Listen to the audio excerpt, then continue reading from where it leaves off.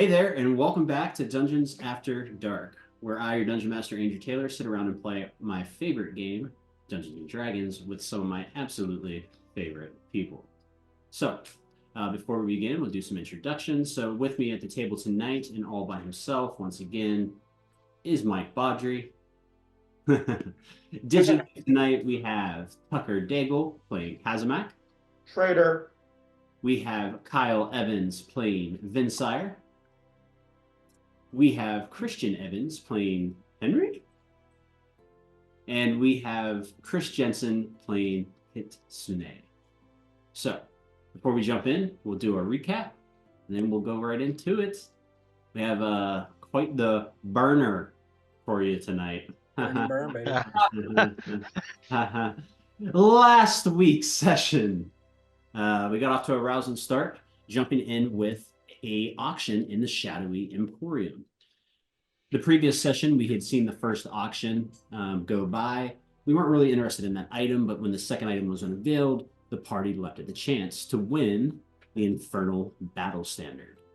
So, you guys coerced, bribed, mainly threatened your way up the food chain until you discovered who owned the item, and you were declared the winners of the second auction. You were given the option for the third item, which was one of the 7 legendary musical instruments. You turned it down for favor of the battle standard, and you went upstairs to the casino. Not before, Vinsire and Kazamak spent some additional time in the Zone of Truth and did some conversing over their past and their reasons for being here. Mostly Vinsire giving up some of his backstory to Kazamak. No psychic damage here, baby. Explaining that he was there to collect samples of this rot so he could figure out what's causing it. We then go back upstairs where we're gambling for a little while, mostly drinking for some of us, but gambling, drinking, winning some gold, and then going for our rest. We finish our long rest without incident in our individual rooms, and we set off in the morning, but not before we grab some breakfast from one of the food stalls, and then we set off on our task for the day, which is to what? Not smell herring. Not smell herring. No. Ugh. That is not what you're doing. You set out for Calipso, and in Calipso, as you arrive through Calipso, traveling via plants, via Vinsire, you made your way back to Calipso, and in Calipso, you were accosted by the guards. Kazamak, it seems, was wanted for questioning in connection with the murder of the goblin in the tavern. You'll remember from session 2, Kazamak, he did pour acid in. Allegedly. No, he did. Gods knew. We all know that he did it. He can lie at table, but you can't lie in the recap. He did it. I did. He did. And watch Brutally murdered a random person. You did. You brutally murdered a random person. You never admit fault. You were then arrested for it, and the party was wanted for questioning. So you guys were all taken, including the Neth, in for questioning into the central lighthouse. As you're locked up in this jail cell back in the grand chambers of this lighthouse, Grand Admiral Thrat Dento makes his entrance and begins to address a gathering of the city on the results of the city's musings, as it were, on how to respond to the Empire's return. Thrat Dento announcing that the city of Calipso would not bow to any remnants of any empire or any emperor, and that if the emperor wanted to take Calipso, they'd have to meet them at sea. On cue, as he starts talking and gloating about the strength of their navy, you all, from the back view in your cell, begin to see plumes of smoke rising on the horizon before Thrat Dento himself realizes that the ships are being burnt.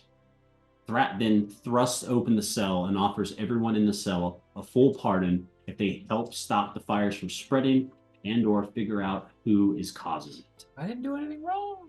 So that is where we pick up. Right then and there, with you guys stepping out of the cell and beginning to rush down the stairwell. You know, I forgot they hate me here. I was locked up. This was prejudice. That's why I got locked up. I forgot. Yeah, that was. I honestly forgot about that too. Still confused as to why they wanted to question us at all. I'm just gonna reach down and grab my little. To some of you, maybe familiar, my alchemy jar, and it's just gonna like appear in my hand. I'm like, well, let's go put these boats out. I would have just been side eyeing the whole time, just like. No one saw it. Oh, we were keeping tabs. Well, I guess we may as well go put these boats out. Just put them. Put the fire out. Maybe if we get lucky, we could just take one. Go where? Well, it better move quick then. It got it burning. I know. I'm already like jaunting down the stairs. All right, Alchemy jug in hand, prepared with 50 gallons of water. I can get one person there way faster than everyone else. How many Oh, ships are out at sea and how many are ported? You have no idea. You've heard that all the ships have been recalled, but that's all you know So do we see plumes of smoke off in the distance near the port or out at sea? at the port. At the port? Okay. How far away is the port? You also from where we're can't at? see, you're like running down the steps. You can't like see anything. But even when you were in the lighthouse, like you could see that it's like the docks. I can smell. How far away are the docks from where we are at in this lighthouse? It's a 3-mile run to the docks. Holy hell! That was right outside. Well, after Vinsire said that, I'd be like, well, I think you should probably get Kazmak if he has as much water as he says he has. Got all right here. So to set the picture of, I'll repaint what Calipso looks like. Calipso sits on a cliff that overlooks the ocean, right? To get to the docks, like where people live and where the lighthouse sits, is atop the cliff. Get to the docks and the shops and everything, there's this winding stone staircase that's been carved into the cliff that you have to run down, basically. Or you can walk all the way down. I mean, it'd be like, you guys wouldn't do this because it'd be like a 5-mile walk. But you can go the way that Henry chased Brom, which is like basically up what would be the beach of Calypso. To get down to where the docks are, you go down this winding stone staircase, down the cliff, and then you come to where they've built concrete docks, basically stone docks. As soon as we get outside, I can. All right, let's get going. Okay, as you guys burst out of the lighthouse and into a cacophony of sound and vibration. The city is built on its ships. Everyone here depends on ships one way or the other. Everyone here is either a fisherman, a sailor of like official ports, or a pirate. Everyone relies on the sea for their livelihood. Everyone's ships are here. They are all pushing, shoving, fighting, knocking each other over. You guys pass as you guys step out of the lighthouse. Like just in front of the lighthouse, there are 3 people that have been trampled to death. The city is crazy. As soon as we step out, I will just like basically just put a strong hand on Kazamak's shoulder because I'm not gonna say anything. Just a gesture. I'm gonna wild shape into a Describe what as you transform what they see. Okay. I haven't done this before yet. So as it's what it's a young, at first you're like, is it like a long, is it a drake? Is it like a long lizard? But it's a beautiful green and glistening gem wormling dragon, probably about, I don't know, 20 feet long, not like super big, not super small. Wormlings are pretty small. Wormlings are about 5 feet. Damn. Yep. Will you be able to carry me? We'll find out, right? All right, brother. Oh, shit. It looks like you were well thought to make Vinsire in charge of the egg, Henry. That's a new one. Fucking bitch just fucking can turn into a fucking dragon? It's The little baby. worm thing? This whole time, God, I hate. Ah! what I want to know is how we're gonna get down there quicker, though. As I look down at this creature half my size. Well, I can take Kit. I can take somebody. I'm going. Do you have wings? I have flying speed. Yes. So the only person that this dragon can carry is Kit. Can I ride it like I would like Burn Gully the dragon? Or does he have No, to- much too small for Never-ending that. story. It's gonna be a talons on the shoulder kind of evening. Owie. I'll just stand there ready. I'll hold my staff behind my head and like a lat pull down position and be like, just grab the staff. Got it. Easy. I'm Yep. fine, dude. All We're on right, our own, gents. that takes care of them. Kazamak, Brom, one of you, carry me. I'm just gonna like look at Brahm and then look at Henry. No. And I'm gonna start sprinting down to the docks. Brom, I don't know you like that. That's a 3-mile sprint, my boy. all right. Henry's gonna like in his hunched over, like old man form's gonna just get down in like a quick 3-point stance and then just start sprinting off as fast I'm as gonna he yell can. back to him, "You wanted this life, Henry," as I sprint off.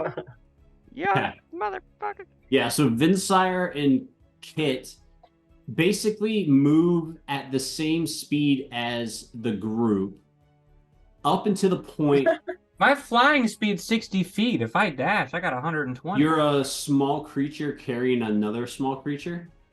I'm a medium creature. A medium creature carrying a small creature. So So you're your doing speed this is kind of half. Damn. Rough. We just look up. Oh. But Hey. up until the point when you guys hit the cliffs. When you guys hit the cliffs, you guys have to go winding up and down the cliffs. Vinsire and Kit can fly straight down to the docks.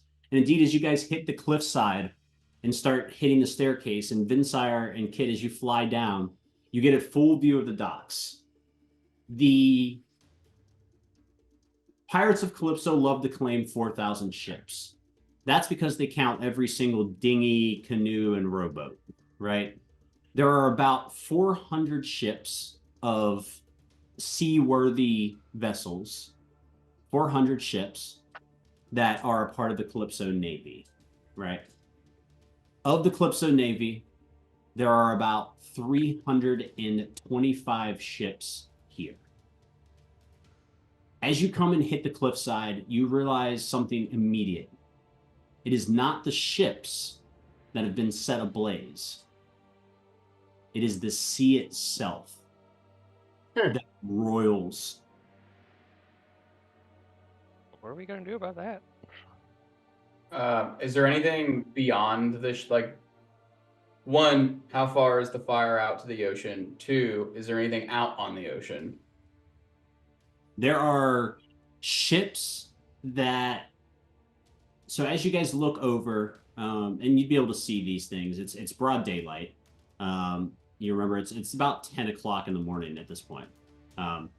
You guys look out, and you can see a couple of things. There are about a dozen or so ships that were further back, like out, that were further out of the fire, that were able to like tuck and run, basically, like pull up anchor and get out of there with minimal damage. The sea is roiling and on fire up for about a mile. Jeez. Like it is like tumultuous. It looks like a storm, but like you can literally see like the sea like licking, like the sea is licking up like a flame. I assume that on the docks is just like chaos.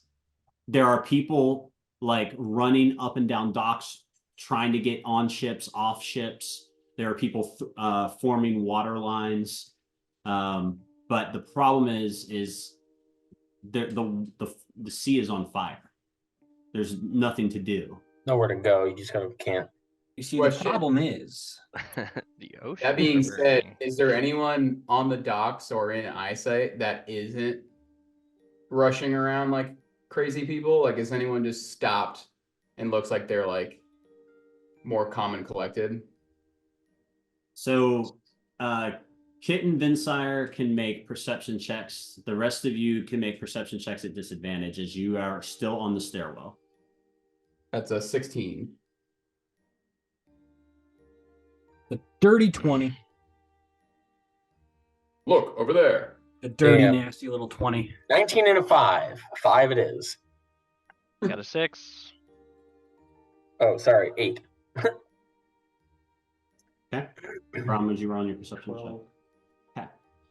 So only my flyers will see anything really. So as you look, there's no one that looks like they're just like standing around watching the ships burn anywhere. However, as you two land amidst this, like as you come in low and as you two land amidst the chaos here, you realize a couple of things. You are near where you are, you're near where you encountered the bullywugs originally down here on the docks. You're near the older part of the docks. You've flown like straight down into the docks instead of having to like wind your way down. So you flew straight over the cliff into like the heart of the old docks. So you're where you encountered the bullywugs outside of the shops and stuff. There are, with a 20, the DC for this part was 20. With a 20, as you look around Vinsire, your dragon eyes catch something that Kit misses. One of the grates is like blasted the fuck open. Like it's not even like it's blasted inward.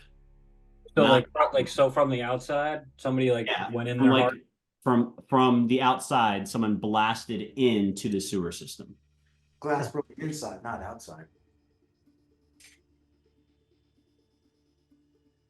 Interesting. Is that the Oh. same system that we like the cistern we went into that one Is- time? It is, as you guys look at it, this is not the same pipe, but it very much looks like the same system that you chased that pirate captain through back after the bullywug fight that led all the way to her secret docking point where her ship was. Hmm. We gotta get to that one. Kazamak, Henry, and Brom, as you guys hit the bottom of the cliffside, panting, you turn right and you head down the docks. You just begin to see in the distance Vinsire and Kit. Vinsire, Kit, as you guys land and you make this perception check, and Henry, as you guys come around the turn here, Henry, Brom, and Kaz, you're about 400 meters away from what I'm about to describe. You see Vinsire, he's hard to miss. You come around the turn, you can see just like basically the dock area, like the half-mile area, really like a square mile of dock is on fire. The sea itself is like alight with flame, like someone has lit the sea on fire. It is licking up the ships at this point. Sails are on fire. You hear men and women screaming. However, what everyone fails to see at first, they all of a sudden start to recognize is a green dragon standing amongst them while ships in the sea burn. Oh shit. Oh shit. Well, that's just getting your dragon like facts wrong, you know. Green dragons don't do fire. These are dumb pirates. I'm They just don't- saying, this isn't on me. I'm not taking this out. This is on Fire They- plus they- dragons equal. You did it, bitch. So you guys, as you land briefly, I'll allow you to take back off as you see everyone starts to like pay attention to you, Vinsire. I'll go check out that tunnel. You're staying on the ground. In I drag. mean, I'm gonna fly over to just where that tunnel is blasted and just take a peek in and see if anything's like right, like right near the entranceway or people are loitering in and around Let's it. welcome lads. Sure, make a perception check. To the side. 23. There's nothing in the tunnel. Ah, okay. Well then, I guess I'll take off from there. All right. Are you taking Kit with you? What are we doing? It needs to help. People want to kill me. Kit, do you want to come If, with me? If you want to are come you- with me, I'm- you're gonna have to like grab Still on. in- You still in wormling form? Yeah. Can I understand you? No. If that's the case, if he just takes off as this weird thing going into the tunnel, I'll just follow. I'll be like, Vin? And then after I see nothing, I have telepathy There you go. There you go. as a dragon wormling. There you go. Then I'll Oh, speak the out dragon loud. wormling does not fit in this tunnel. Yeah, no, I didn't. I wasn't gonna try to like go in there. Like I was just like looking. Like, is anybody hanging? Like, is this like how soon is action happening still where we can see it? Like is light popping off? Type deal is what I was kind of looking for to see if we could just like be right on someone's tail. But if I don't see anything, then I'll just grab Kit and I'll try to fly back to the other people before just dropping her off and then go try to discreetly revert form. I'll just be willingly taken, I guess. You can Yeah, try to so- fight. As they fly back to the rest of the party, you guys at this point, like they've basically come to you. You're about 100 meters apart. But as you guys meet up and drop your beast shape, your wild shape, what would the party like to do? So Hey, Brom, go ahead. Well, what's the mood of the crew right now?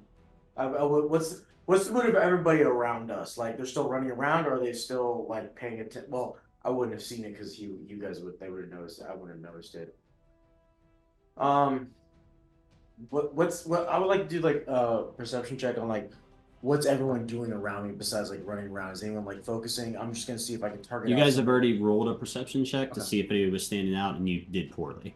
So I'm not going to let you roll. Can to I see make if an someone's standing investigation out. check with my trunk to smell the air? To see if this fire is by magic or if there was a starter. Smells You're- like burning water. If there's just a I- starter, yeah, you can sniff for that. Sure. Go ahead, make a perception check at advantage.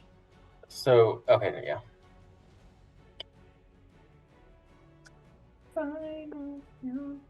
At 20. Not 20. Yeah, you don't Right. smell anything on the air except for No. burning wood. Okay. Damn. Damp So that- wood. Damp, wet wood burning. You smell ships. I literally got a 1 and a 20. That one. Nice. Henry, go ahead. Oh, is anybody reacting to Vinsire unwild shaping back, and I are people looking at wanted us? to like go discreet, like find. No, I mean nobody. Yeah, he did said he was going to find a discreet place to do it, and even if they did see, they wouldn't really care. Once they know it's a druid, they don't. There's less of a concern. Yeah. Do I see the gate that they found earlier that's blown inward? I pointed out to you. I'll tell you about it. I would like after I come back in like tiefling form. The only thing that I found that was interesting down there is that those grates that we followed those bullywugs down. Like I don't know if it's the same one, but in that same area, somebody had blasted into the tunnels or pipes. It's interesting.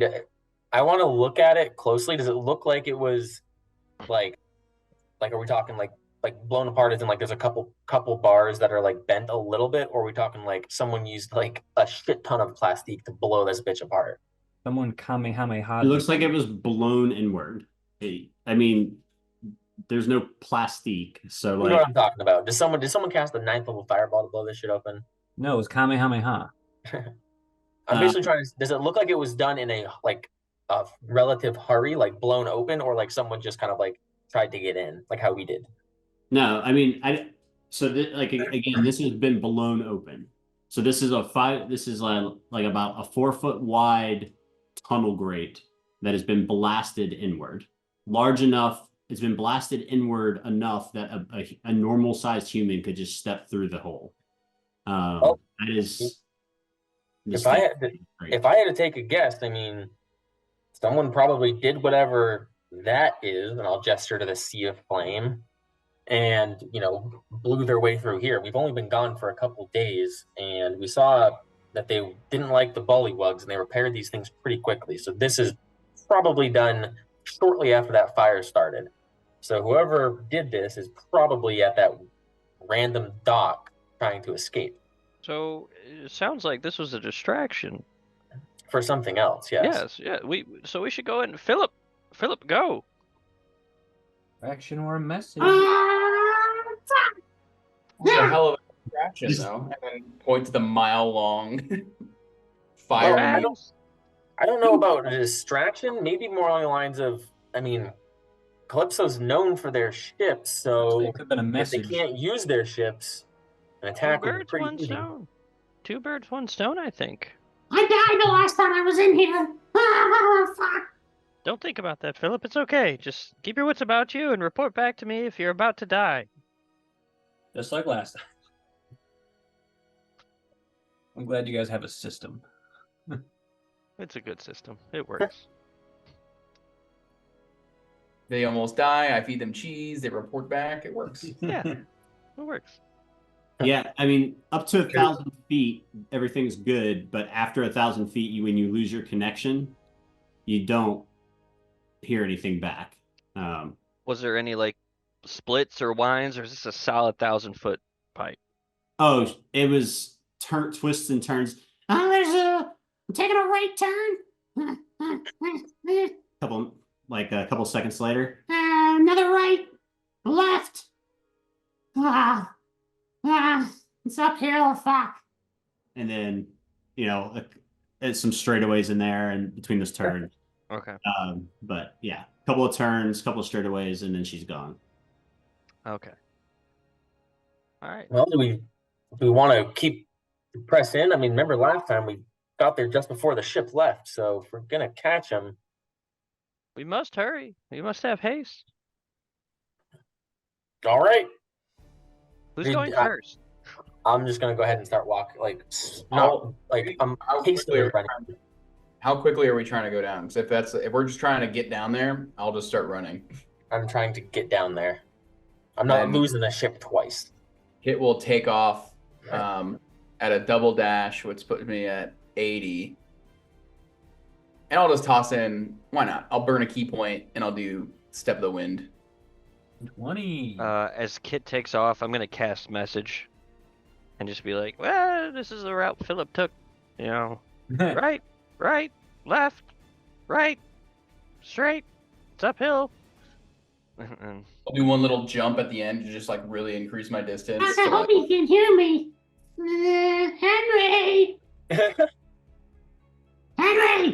what? Philip? Oh, thank fucking God. I've been screaming for fucking ever. What? You're too far. What was wrong? What's the issue?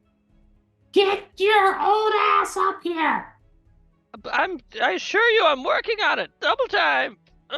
Double time. There's a ship. Oh, there's a ship. Lots of assholes. All right, I'm gonna say out loud to everybody around me because I think we all have the same movement speed. Was that There's a a ship. monster with a bunch of buttholes, or are there physically a lot of people? Lots of assholes in here. Lots of buttholes on the ship.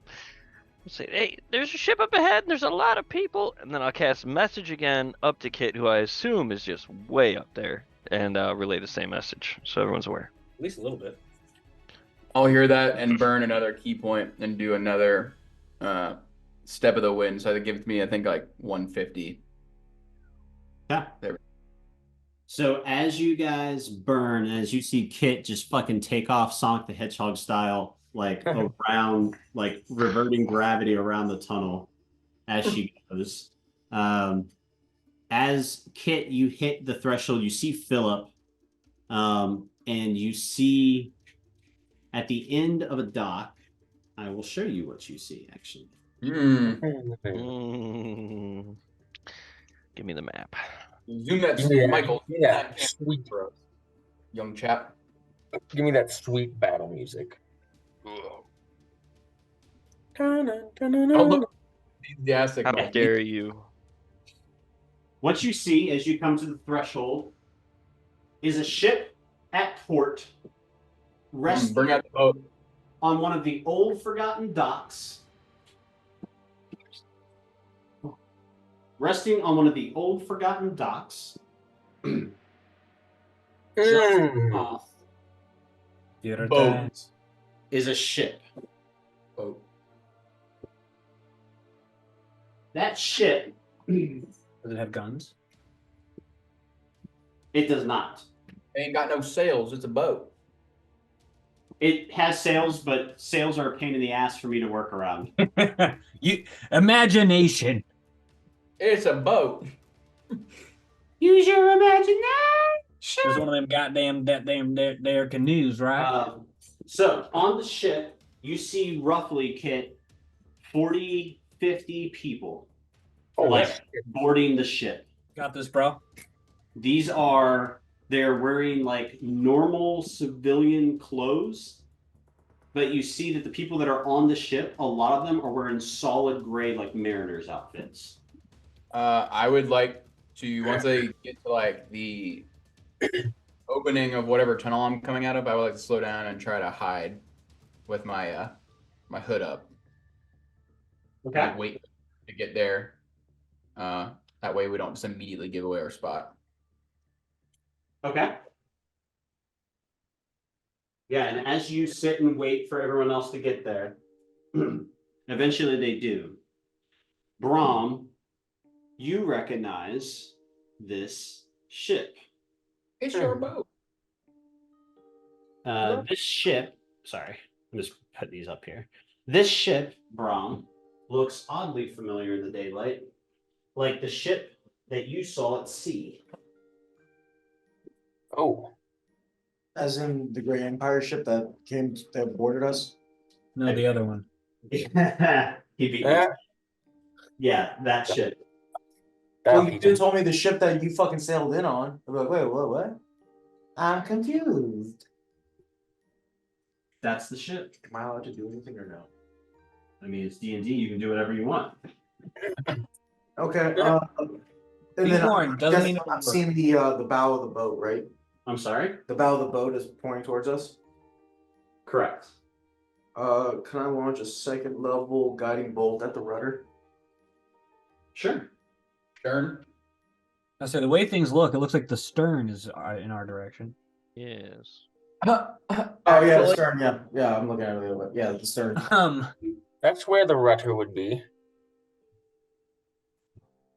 Well, you got one of them reverso boats. Rudder's on the back. 18 to hit. It doesn't matter because guiding bolt doesn't affect objects. As the guiding bolt goes off, Damn it. as the flash of light goes off for the spell, you hear, "Someone's here! Someone cast the fucking spell!" You hear the call go up, and you hear 40 unified voices yell, "Alert! Attackers! Alert!" You hear men, women, old, young. Then you hear one voice ring out among the rest. "Let's see them. Step on out, cowards. I'd like to see the men before I order their death." I'm still hiding. Fuck it, I step out. All right, you guys watch as Brahm steps out of the shadows and out of the mouth of the tunnel in the shadows and into broad daylight. He stands up proudly as the Luxodon that he is, and you see Brahm sitting on the rear of the ship, leaned over the rail, is the general.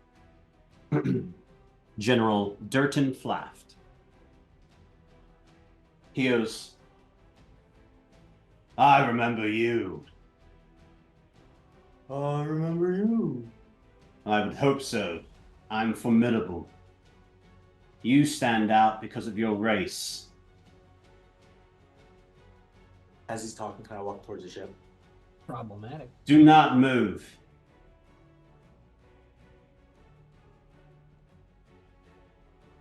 Trojan section. and you hear the sound of about 6 to 7 voices ring out. He goes, "This is the end for you. Kill these people, and then kill as many guards as you can when they find what we've done." Can I do something? You guys can do whatever you want. It's D&D. As soon as I hear them saying that they're gonna basically. Oh, you don't hear this. Only Brahm hears this. But he's yelling off the back of a ship. How far away am I if I'm at the opening? If you're in the shadow of the tunnel, you're about 15 feet away from the opening of the tunnel. Do we at least see him, and do we see people readying? No, from where you guys are, you can't. All you can see was the people getting on the ship. Brahm, who's the only person out of the tunnel, is the only person that can see this guy. Can I see the sails from here? No. You're in a 4-foot tall tunnel. Oh, 15 feet. okay. Then can I attempt to peek forward so I can get eyes on Brahm? Sure. And Slowly sneaking behind, so I try and keep my presence and we hear- looking at the ship, is it still currently being loaded and tied off, or is it untied and like ready? Like, are they untying it and it's ready, preparing it to sail? So as you guys step up and sneak up and are looking down to this tunnel, as Brahm, as you hear him say, "Call for Alpha Section," you hear like 5 to 6 voices, 6 to 7 voices, something like that, ring out. You see 6 people salute and jump off the side of the ship onto the dock. That's fucking cheesy. Yep. And then they untie the ship, or go to untie the ship, and as they start untying the ship, you see them prepare to leave these 6 people behind. The moment I can see the ship, I'm casting Firebolt at the sails. Okay. Are the people equipped with anything specific, or is it just like swords? They have sword. Some of them have swords. Some of them have like scimitars. One guy doesn't have anything. Okay. I wanna try to hit the main sail, like up towards the top. So you guys are not in surprise. There's no surprise. So if you're going to do stuff now, you're in initiative. Brahm ruined surprise round. So you're out of surprise. So if you're going to do something, you're going to have to roll initiative. All right. I will follow Pazamak's place, and I am a dirty 20. I rolled. All right, so you guys roll initiative? Okay. Roll initiative. 18. I rolled a dirty 20. Oh, that's not great. 10. Hit. Dirty 20. Brahm. 23. Vinsire. 19. Kazamak. 18.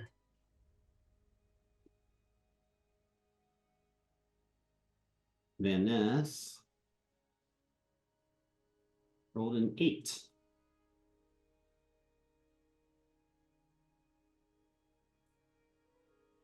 That'll do. Donkey. That'll do. So, you guys are out of surprise. Let me paint a word picture and a picture for where everybody is. Bring out the pastels.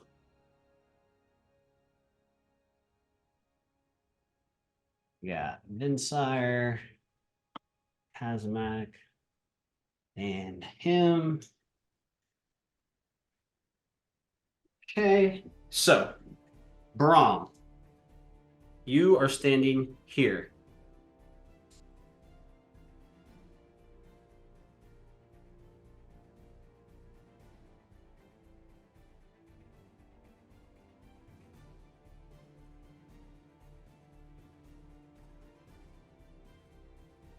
The rest of you are kind of back here, off screen, but about 15 feet away. The people that jump off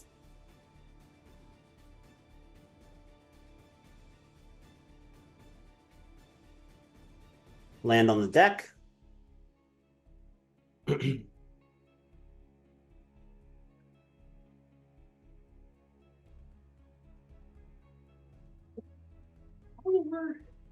Where's my spellcasters? There she is. We'll use this one. Hellcasters. There's literally only one of us that isn't, I think. Okie I dokie. don't think he's talking about us, friend. So, He doesn't know. you guys had an opportunity for a surprise round. Brahm tried to go after the rudder on the ship. Just choice of spell didn't go off. Brahm steps out of the shadows. All of a sudden, it's time to play. So, the initiative order is Brahm, followed by Kit, followed by Vinsire, followed by Kazamak, followed by Henry, followed by Vaneth. Makes sense? It makes It sense. All right. Dollars, dude. At the top of the order, we have Brahm. Is swimming speed altered at all from movement speed, or is it still the same? If you don't have a swimming speed, then you don't have a swimming speed, so you're tabbed. It's halved. Yeah, so if you have a swimming speed, it would say swimming speed 30 feet. If you don't have that, it means that your movement is capped in water.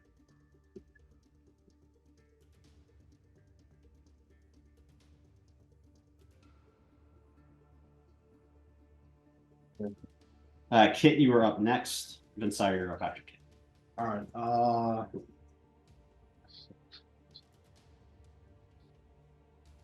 Okay, cool. So I'm going to run, dive into the water.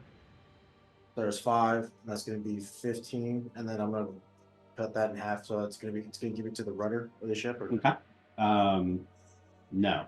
no, From where you were, because I was in the middle here. I didn't know if you want me to go. That's what it just put it there. So I was like right there. So dive. So 5, I have 10, 20. I have 30 movement speed. So cut in half. So 15. So I'd get halfway. Do you want me to just kind of just float right there? no, just put yourself in a box. Yeah. We always round up. Oh, round up. Okay. Go diagonal this way. Nice. Can I grab onto the rudder? Sure. You're not strong enough to do anything about it, but No, I just want to hold on to it. Yeah. Just in case this ship takes off. It's not fucking. sure. I'm just gonna hold on to the rudder. At the same time, I'm going to subvert myself holding onto the rudder, but my trunk is gonna be sticking out of the water. So if someone tries to take a shot at me, I'm underwater.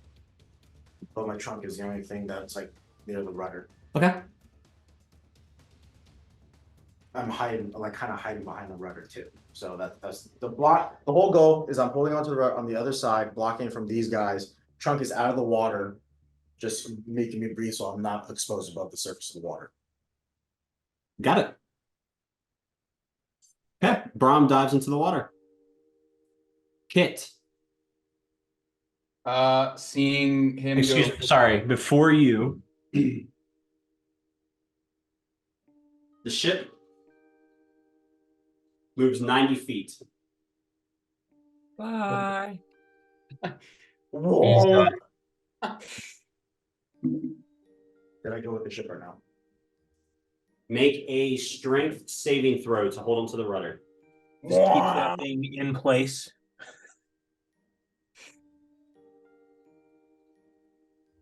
It's an 8-second ride, Bubby. Bubby, come on. 13. No, it's not going to do it. Damn, bro. Chop is too much. You lose your grasp of the rudder about here. Okay. At least the water is familiar to you in this area. Also, no, you're good here. You're not. I'm waiting for him to say if there's a creature in the water. Good luck. Kit, it is now your turn. I'm gonna just like slow walk into the square directly to Michael's right, diagonally forward. That makes any sense? Yes. Nope. One more over. Just like nope, straight, like as if I would be cutting the dock in half, like right down the middle of it. But back one. Right there, yeah. So And wait, I'm Craig, gonna go full. that's where I started. No, because I was in the black. Oh, okay, got it. I'm gonna go full wave 64 palms and just like tilt my hands down, and I'm going to patient defense and just wait for him to bum rush me. Edgy. R.I.P. 64 palms. 128 pounds. Not there yet. But yeah, patient Wait, defense. it's crazy. Wait for my my compatriots to meet up with me. Okay. It is the first Undying Soldier's turn.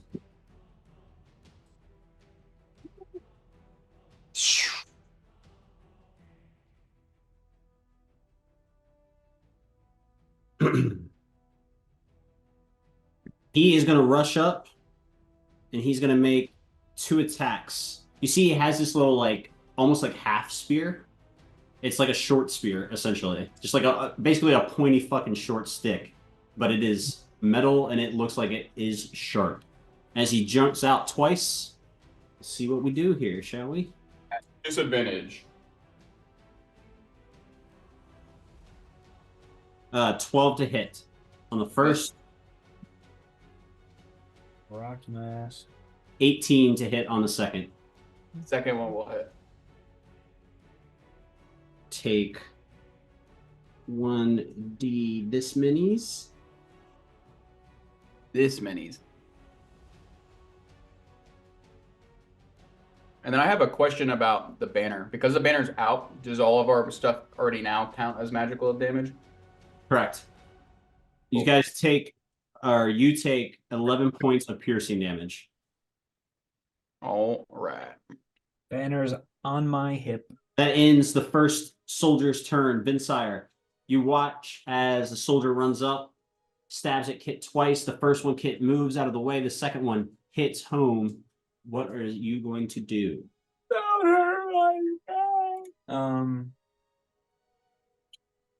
This is a hard. I'm going to wild shape. I'm going to wild shape Okay. Goose. into a 3-headed goose. I need to get a 3-headed goose mini. And I would like to try and rush the 5 remaining undead soldiers. Are they all undead? Is that what you said? Or are they just people? They're the undying soldiers, is what he called them. Undying. Which one is correct? So what do you want to do? I was waiting. I was want to make sure everyone was here. I can't see, so I didn't know if we were waiting for Andrew to like grab a mini or something.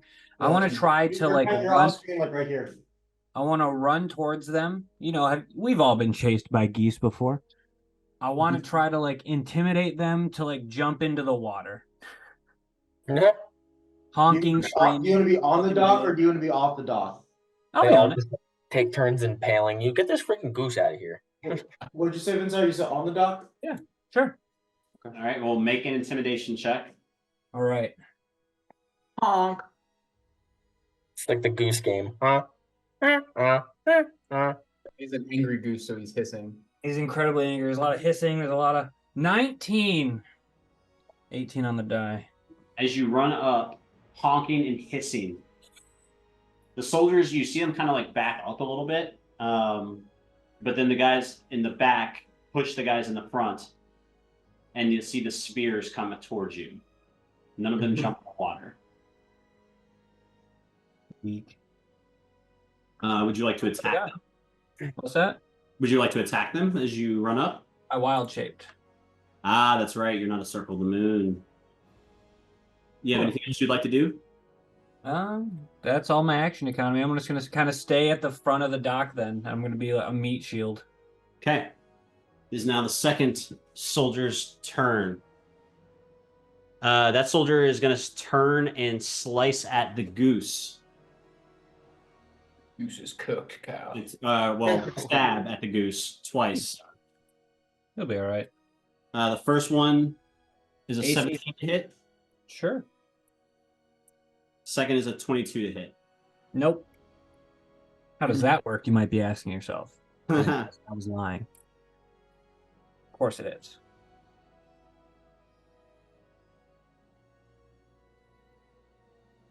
Uh, 16 piercing damage. Okay. What does it say the three-headed goose is? Like its type? Is it a beast, abomination, aberration? A fae. It's a So fae. what? Okay, good. The divine being.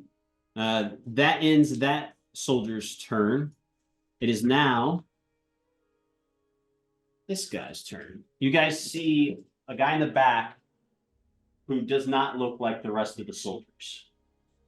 This is very clearly a spellcaster clad in these very like subdued gray like robes. They're like voluminous.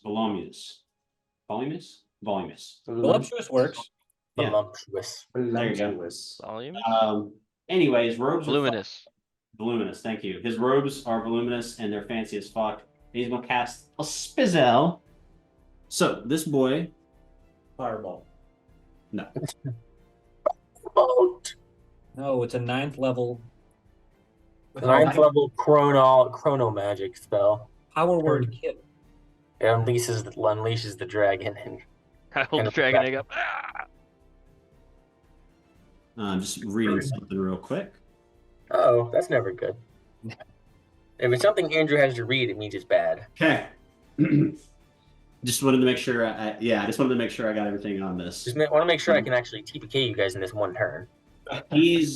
You watch as the spellcaster pulls back their hood, and it is actually a woman with close shaved like hair on either side. You can see she has like Legionnaire tattoos on her head, like arcane Legionnaire tattoos, and it's like kind of like subdued gray ink. Looks rad as fuck. And as she goes to cast spells, you watch as the tattoos light up. Mm. Ding, ding, ding. And then she lets off 3 arcane bursts out of her hands. The first is going to go to the goose. The second is going to go to Kit. The third is going to go to Kit. Damn. So first the goose. They think I'm not a threat. Yes. This is still at disadvantage towards me, though, right? Correct. 24 to hit the goose. Why are you even asking?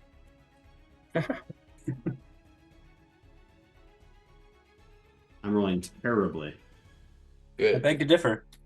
14 points of psychic damage. Another 14. On Kit at disadvantage. 15 to hit. That'll hit. Okay. All day, donkey. Terrible. 13 points of psychic damage. Oof. Second one to Kit. 17 to hit. God damn it. Yes, that hits. This is not going to be pretty here shortly. In the arms bit. of an angel. All right. 15 points of psychic damage. I am unconscious. Oof. Kit falls over. You guys in a tunnel watch as Kit collapses. Could we see that from the tunnel? Yeah, from the mouth of the tunnel. She like collapsed basically in the mouth of the tunnel. Is it too late to silvery barbs that last one? You wouldn't be able to see like the spells. You would just literally see her collapse in the mouth of the tunnel. Okay. That A lot is, of goose noises. it is a lot of goose noises. It is now Kazamak's turn. Kazamak. So reminds me of when we have that magical item. What does it do for our weapon attacks? They're all magical for the immunity to magic or resistance to magic items. Like there's no immunity to magic or non-magic attacks within the banner. Gotcha. Shit, brother. I'm gonna go ahead and I'm actually gonna cast. Man, how did I do? I'm actually going to cast Thunder Wave. So I'm going to go ahead and like I'm going to attempt. Where? How far am I from like the base of the? 20 feet from the edge of the dock. Who's that? Oh, Jay? okay, cool. 20 feet from the edge of the dock. All right, so I'm just going to go to the edge of the dock then, and the dock is what, 15 feet long? Yep. All right, I'm going to cast Thunder Wave then. You will also hit the goose. The goose is You're on. fine. You're good. It doesn't matter, brother. I already saw one of them fall by a single dude. I'm out here just trying to knock him over at least. I'm gonna Thunder Wave. So 15 feet. It's gonna be a Constitution of 16. Yeah, I honestly think this goose has got sick con. Please be good damage.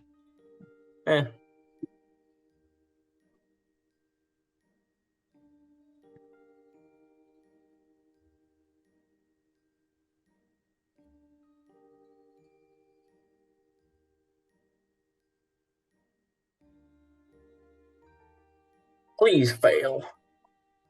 2 fails. Which two? Actually, only 1 fails on the dock. The guy that's attacking the goose. Okay, so he's gonna get pushed 10 feet back through into the other 2 people that are directly behind him then. Okay. And then he will He goes off the edge of the dock into the water. Yeah, he'll take 8 points of damage.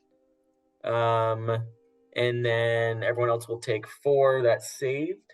And then the one thing is an audible boom within 300 for anyone that's in 300 feet can be heard.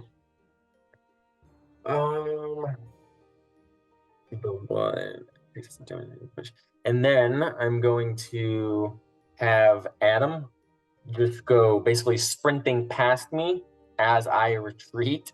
And I'm just gonna try and push him off the edge. So I'm just gonna have him try to run and bulldoze through them. A point of order: Adam was not with you in the jail cell. He's always with me. I can bring him in. It just doesn't require anything. Okay. Yeah, I can just summon him. So then I'll re-say this. So he will just kind of appear as I'm turning to step away to move back. He'll basically appear in my place and then just attempt to kind of bulldoze into these people. Okay. He's got 40 feet of movement, so he's going to use all of it in an attempt to push him off the dock. So he can make a single shove attack, or he can make a grapple attack. We'll do a shove attack. Okay. He can attempt to shove one of the guys off the dock. That's fine. It's a contested strength check. Please be good. Oh, sick. Natural 1. 3. Rolled an 8. Son of a gun. Pushed him off the dock. No. And then actually, he did roll a natural 1. That's true. As he's sprinting up, and he goes to shove this guy, Adam literally just loses his footing on the wet, slippery wood of the old dock and slides into the water. You do hear a splash behind you, and you're like, yeah! You turn around, he's gone. You see Adam bobbing in the water. God damn it, Adam. He can swim. I think it's fine. Yeah. Yeah. He also is immune to drowning, so he could sink to the bottom of the ocean. It wouldn't matter. It doesn't make sense. He's metal. Yeah, which means he doesn't need to breathe. Have lungs, though. Kazumak, do you have anything else? That's it for me, brother. I'm gonna go ahead and try and move out of view. Okay. What do you mean? Back into the tunnel, or? Well, just off to the side, somewhere that's not directly in the way. And then Adam is going to use the rest. How much movement did it take for him to get to where he was? 5 feet. So he's going to use the other 35 and swim over to the dude that's in the water. So he can still get there. Yep, and that is it. Okay. It's now the soldier's turns. He already had his turn. These two have not. Excuse me.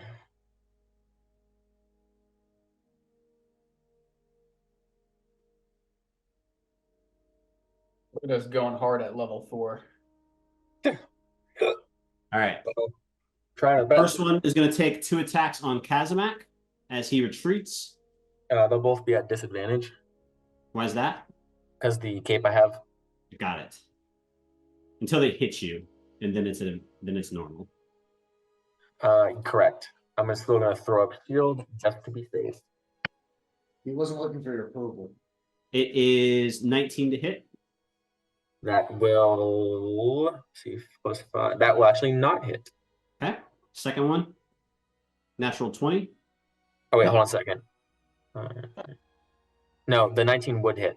Oh, okay. So the hit and then a nat 20. All right. That won't hit. Level 4.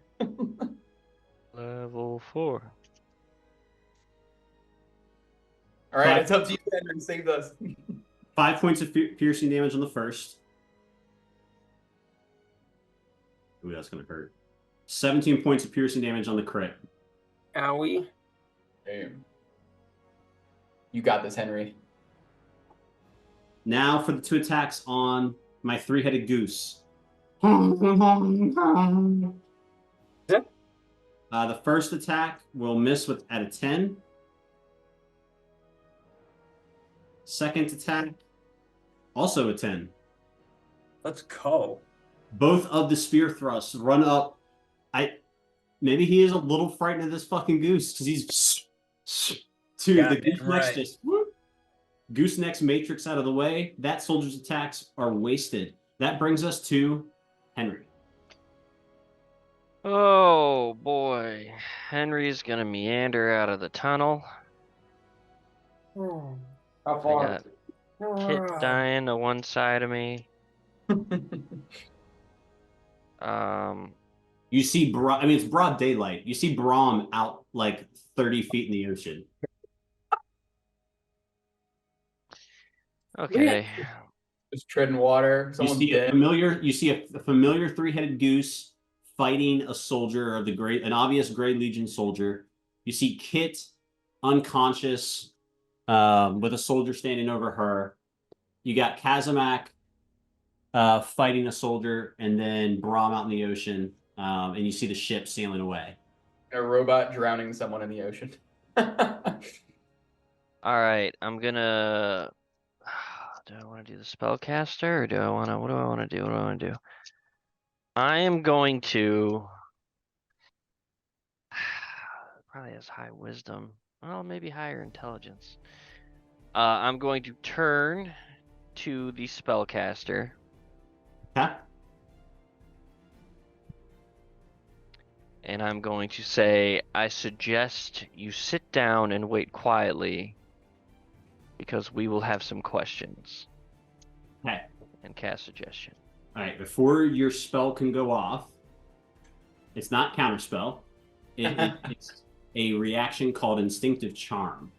I need you to make a Wisdom saving throw. DC 14 Wisdom saving throw. Man, that's a. It's not a counter spell. It's a lair action. You remember that, guys? God, That is a 19 on the die. 19 on the die. You pass. Your suggestion was to what? To sit down and wait patiently. Do nothing. Sit down and do nothing. And the save is what kind of save? Wisdom. DC 35. 36, actually. 11 plus 4, 15. Meets it, beats it. Got it. damn it. Close. Fuck! Close. There goes the whole turn. All right. Bonus actions. What do we got? I here? turned into a goose. And then Kit ran up and got clapped. You Tom turn jumped into the water. Half the party's swimming, half the party's dead or almost dead. All right, hang on. Bonus actions. What can I do? What can I do? What can I do? Round Okay. Okay. one. Okay. Round All right. one. Bonus action because it didn't work. Oh, that's a first level spell. I can't do that. Motherfucking cocksucking. I don't have any potions of healing. Would you say it's an action to use the healer's kit? It is. Okay.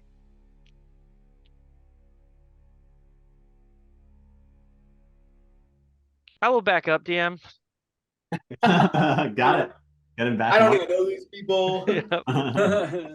As Henry launches a spell and dashes back, surveying the battlefield as he goes, Van Eff is going to sprint up. Oh, yeah, that guy. Oh, where's that guy? Right there. Oh, is that guy? Yeah. Van Eff is going to sprint up, and he is going to, he's going to go for the guy that's standing over Kit. You can put him like here.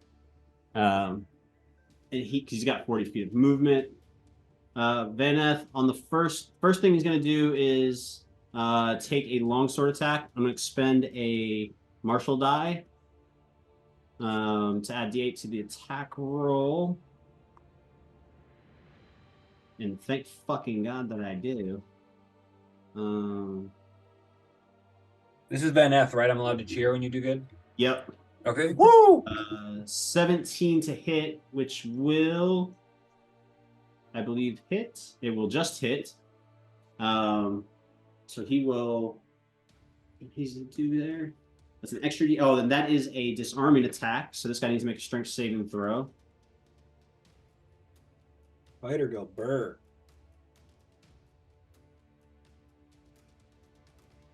Fail.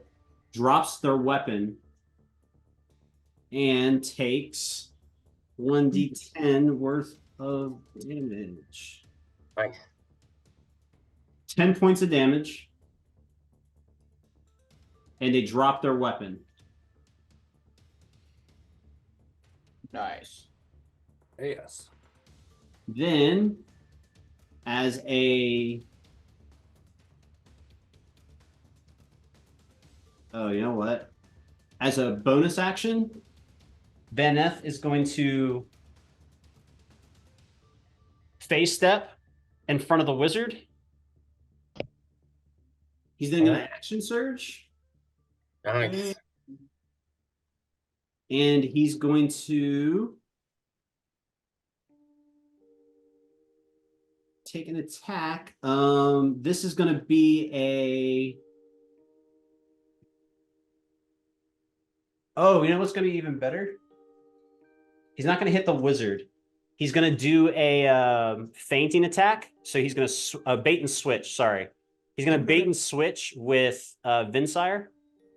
Vinsire adds +5 to his AC until the start of Van Eff's next turn. Or sorry, it's a D8. Let me roll the D8. That's what you get on your AC. Let me just make sure I'm not wrong here. First day jitters. Yeah. 8. You add 8 to your AC until the start of my next turn. This is the strongest goose you guys ever fucking seen in your life. And then he's going to take his attack. With the superiority die, that'll hit. It's a 22 to hit. No. Yeah, 22 to hit. So another D8. All right, it's a D10 because he's doing it one-handed or two-handed. 9 points more damage to that soldier. And that will end Van Eff's turn. Oh, that soldier needs to make a strength saving throw. Succeeds. That soldier holds on to his weapon. That ends Van Eff's turn. It is now the last soldier's turn. Last soldier is going to run up and take 2 attacks on Van Eff at advantage.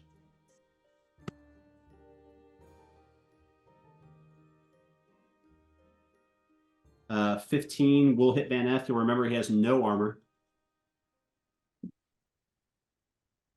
Both those will hit Van Eff.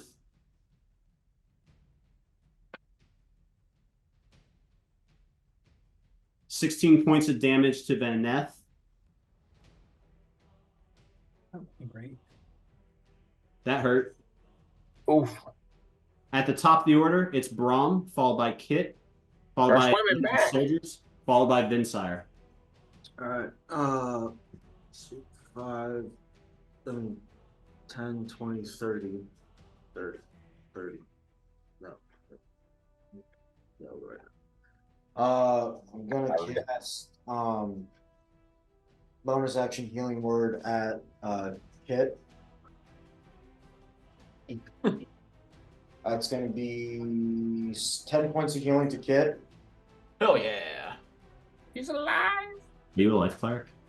What? Are you a life cleric? Yeah, I think so. Yeah, left of me, yeah. So it's Full, 10. full heal. It's full heals. Oh, for just healing word? You're a life cleric. It's Everything. any healing spell. Yeah.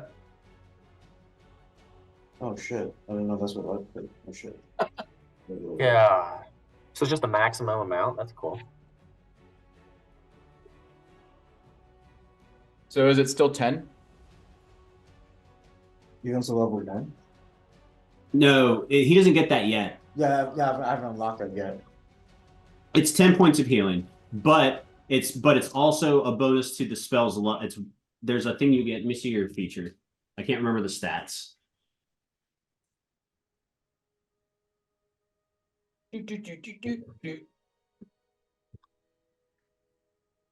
The creature gains an HP equal to 2 plus the spell's level. So it's a total of 13 points. Hell yeah. Hey man, every point counts right now. Okay, cool. 13. Then healing, and then there was a bonus action to burn that one. And then I'm going to cast cantrip Sacred Flame at the wizard. Okay. It's Dex saving throw 14. Wizard. 14 on the die. Wizard. Damn, son. Where'd you find that? 3 points. Oh, I actually Or is it? no, you're fine. Go ahead. How much? 3? Yes, 3 already have. Got it. Okay. That will conclude my turn. Kit. I'm gonna wake up. 1. I'll stand up. The dude who put me down, how's he looking? Or they, she? I won't touch. No, Vinsire or Van Ness did. Oh yeah, that's the one I took. Yeah, but he looks he looks like he got hit with really hard with a fucking very sharp sword across his chest. He's bleeding a lot. He's struggling to, like, you can see he's got like blood across his face where he's like wiped it across the sweat out of his eyes. And he's like struggling to pick up his weapon. His weapon just like at his feet. Yep. Okay. Well, I'm gonna fucking rock'em sock'em this dude in the face. Okay. So Robots. I don't think that'll hit. That's a 12. That will not hit. Fuck it. Bonus action, Fury of Blows. Because I'm pissy. I don't like being forced to die. That's how it works. Natural 20 and Nice. a 4. Nice. The nat 20 will hit, 14 will not. Okay. Well, this will be a D8 plus 2. So that's a full 8 times 2, which is 16, plus 2 is 18 points of furry knuckle fist in the face. Describe how you kill this soldier. I'm going to stand back up, get back into my 64 palms, now 63 palms because I lost one, shamefully. And I'll just like do a little flurry, and the first one will miss, but intentionally, and the second one will just come up and like Jet Li just fucking palm into the throat, and his windpipe will just collapse. Soldier falls over dead. And then I will take my last 20 feet. Actually, it's pretty crowded on the dock, right? Yeah. It's not really you. Then I'll just do my best to give Vaneth some back cover and give flanking to the bugbear looking dude. All right. And that'll be my turn. Okay. Brings us to my soldier in the water. At this point, you haven't grappled him or anything with Adam. Yeah, he'll just get attack of opportunity. Correct. So he's going to try to swim to the dock. So go ahead and take your attack of opportunity. Let's see what this dude do. Okay. It's gonna be 13 plus 4, so 17. 17 will hit. Then it's going to be D8.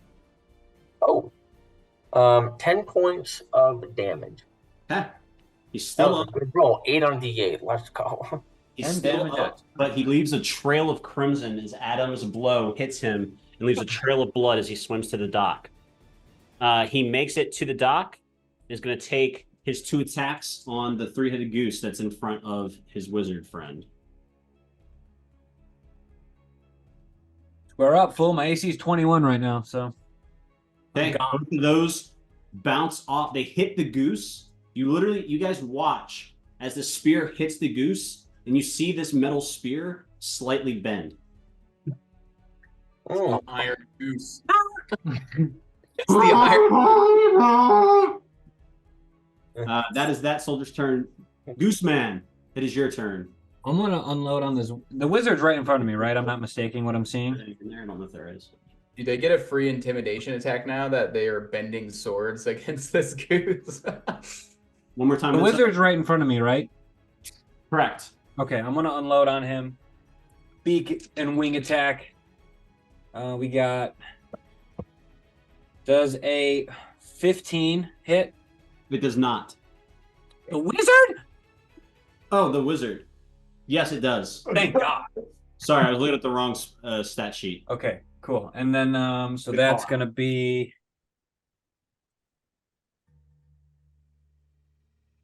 Sorry, I lost all my dice. 9 points of damage, 9 points of bludgeoning damage, and then we're going to go for wing attack here, which is a 23 to hit. That'll hit. Roll your damage. And then that was a D10 plus 2. Nice. 9 more points of bludgeoning damage. All right. Wizard's starting to look banged up. 2 vicious attacks by this fucking abomination of a goose. You see him strike out with one of his beaks and then hit with a wing. You see the wizard looks pretty fucked up afterwards. I fully have 1 goose dedicated to hissing, so there's a non-stop kind of low hiss constantly. After you, it is Homeboy's turn. Homeboy is going to take 2 attacks at Van Neth at advantage. Look at how they massacred my boy. My daughter's wedding. You guys think it's too late to talk this out? Talk to me, Goose. Oh, we're gonna talk it out with one of them. All right, both those will hit Van Neth. That is, what is that? Sorry.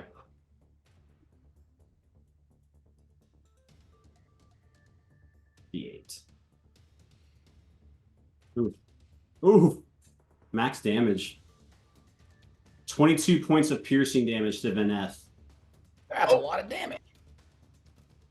Vaneth is looking. You see that Vaneth is bleeding through the clothes that Henry had prestidigitation clean. His clothes are like wet with blood again. He is not Great. doing. Shocked and bewildered, he's alive.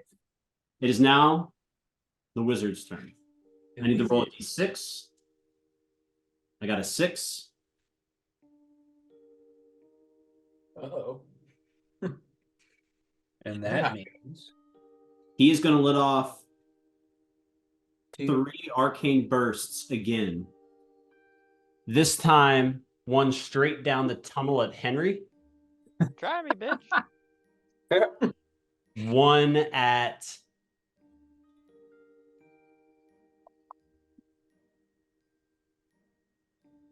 one at Van Neth, and one at Kit. Damn, bro. Not hitting the goose is gonna be this magician's downfall. It would be at disadvantage. The first one to hit Henry is a 24. Damn. I'll re-roll it. Hell yeah. You said I'll re-roll it? Yeah. Is a Chrono luck shift. It'll miss.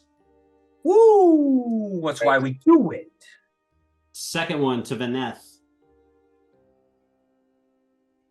will hit, I believe. Let me just check. Yep, will hit. That's a spicy meatball. Spicy Let's meatball. roll this. 5, 12, 16, 19 points of psychic damage to Vaneth. You see Vaneth looks incredibly in danger. He's like on a knee, like trying to keep himself up with the tip of his sword, basically. I ain't throwing the towel yet. He still got And it is fight. now Kit. I hear no bell.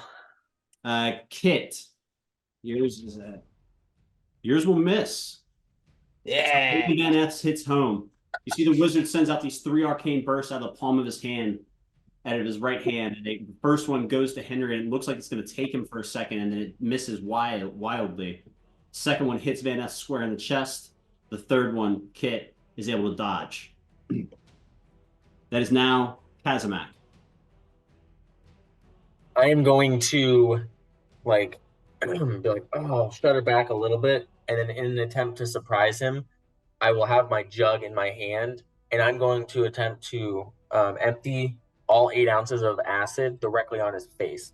Just Okay, yeah, make it make an improvised attack roll. So it's a D20 plus your dexterity modifier. Can you show us how Kazamak unloads his acid on that dude's face again? natural 20. Nat Oh my 20. god. Kazamak's literally gonna just be like, Yeah, so what I'll do is I'll give you I'll give you 4d4s. And then you kill that one lady. you'll But double not- that for the crit. 4d4s? Yes. That's not very much. It's 4 vials worth of acid. A vial of acid is a Actually, D4. 20 points of damage. That's pretty good. I rolled a 10, so. Yeah, that's pretty fucking good. You just go to your waist and just quick draw McGraw acid in this guy's face. Pocket acid, bitch. Pocket sand. He is alive. He's alive, but his skin is literally peeling off his face, and he is screaming. He is Good. on death's door. Serenade us. I use a bonus action. More do- pocket sand. No, I just wanted to try and like reach up and like grab it like full palm to his face. You Ew. can't. I don't think you have a You don't have a bonus action melee attack. Yeah, you cannot. No, son of a gun. All right. All right, Adam's gonna move into the space of the wizard then behind him, still in the water. And he's just like crouching at the edge of the dock, and I want to have him attempt to just like grab the dude's feet or the woman's feet and just like pull him out from underneath of her and drag her into the water. Okay. Yeah. Make a. Strength? Make a contested strength check.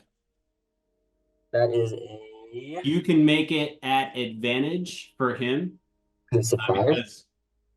because she would be surprised by this. Oh, thank God it was at advantage. 19. This wizard better be fucking weak, I swear to God. You watch as Adam. Just You guys watch as the wizard's feet come out from underneath of her, and you guys watch as Adam drags her into the water off the dock. he's then pretty much going to use the rest of his movement to swim all the way to the bottom. So 35 feet down, or to wherever the bottom is. If it's closer than 30, how deep is it? I guess we don't know. So he'll just swim 35 feet down. Trying to just gator drag her down to the bottom. You watch as Adam disappears into the water with this woman. You love just causing like asphyxiation and drowning. Hey, Putting man, people in bags of holding and watching them perish. no one gets a clean death. As a This point guy. of order, he is dragging someone, so his movement would be halved. Okay. So you get about 15 feet under the water. That's fine. Okay. Kazamak, that is your turn, is now the Your soldier who you threw acid in their face. He's going to fucking Disadvantage if they're scream blind? wildly. No, he's not blind. And then fucking attack with his fucking spear. Okay. I'm going to. First one misses. Second is a 20 to hit. That'll hit me. Okay.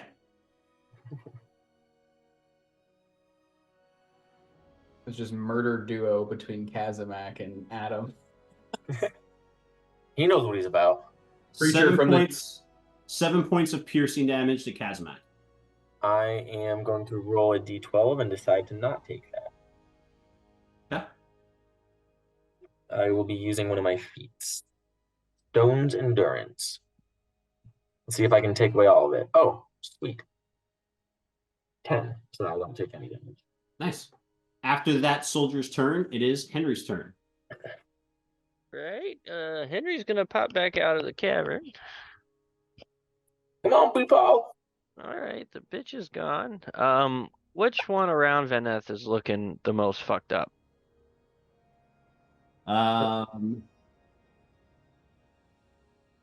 Let's see here.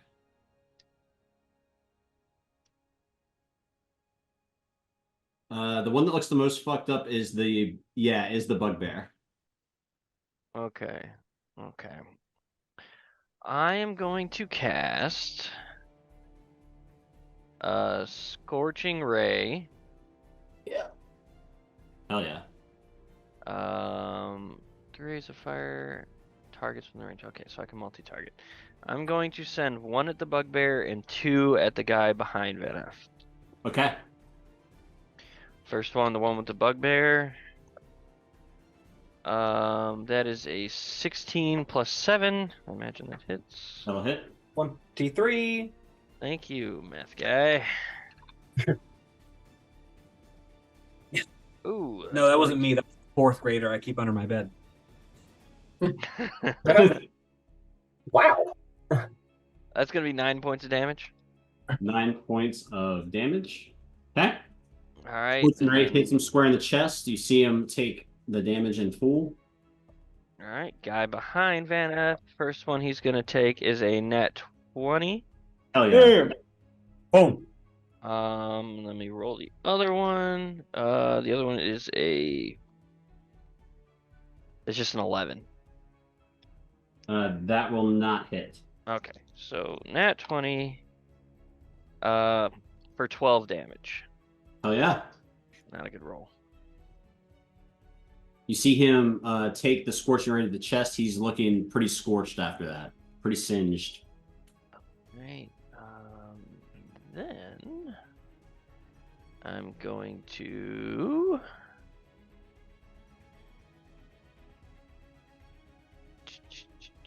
do nothing. I don't like being around that bugbear. I don't really know. I don't really want to retreat anymore either. I guess I'll just stay where I am. Okay. That ends your turn with the soldier screaming. Yeah, one soldier screaming and slashing wildly at Kazamak with fucking face just peeling off from acid. You got another one being attacked by a fucking goose. You got Van Neth slicing into people. There are people screaming and bleeding everywhere. It is now Van Neth's turn. First thing I'm going to do is take a bonus action to do second wind. Yeah. 9 points of healing, which believe me, fucking was needed. Is then going to do a bait and switch once again with the three-headed goose. Yoink. Goose's AC increases by 7. and he's going to take a disarming attack on the guy that just got hit in the back with the scorching ray. Let's go, Vaneth. Nat 20. That will be a 22 to hit. Nice. That's what I'm talking More about. than that, it'll be Nice one, James. 29 to hit. Even nicer. 12 points of damage. You watch as Vaneth cuts the fucking dude's head clean off. You see him kind of faint into the space of Vinsire, and then just kind of come up and cleave the dude's head right off. Hell Body yeah. falls into the ocean. That ends Vaneth's turn. It's now the last soldier's turn. Damn, not Vaneth. Put him Yeah, actually that one's already dead, so that's why I was like, wait, I'm missing one. Braum, it is actually your turn. Oh, yeah. Just keep swimming. Just keep swimming. Acid in this guy's face. Is he dead? He's not dead, he's up. He's up. Yeah, he's standing. I don't know if it was like a delayed thing, like he's gonna die soon. So. Oh, he's gonna die soon, but it's not from acid. 10, and then Kill my mans.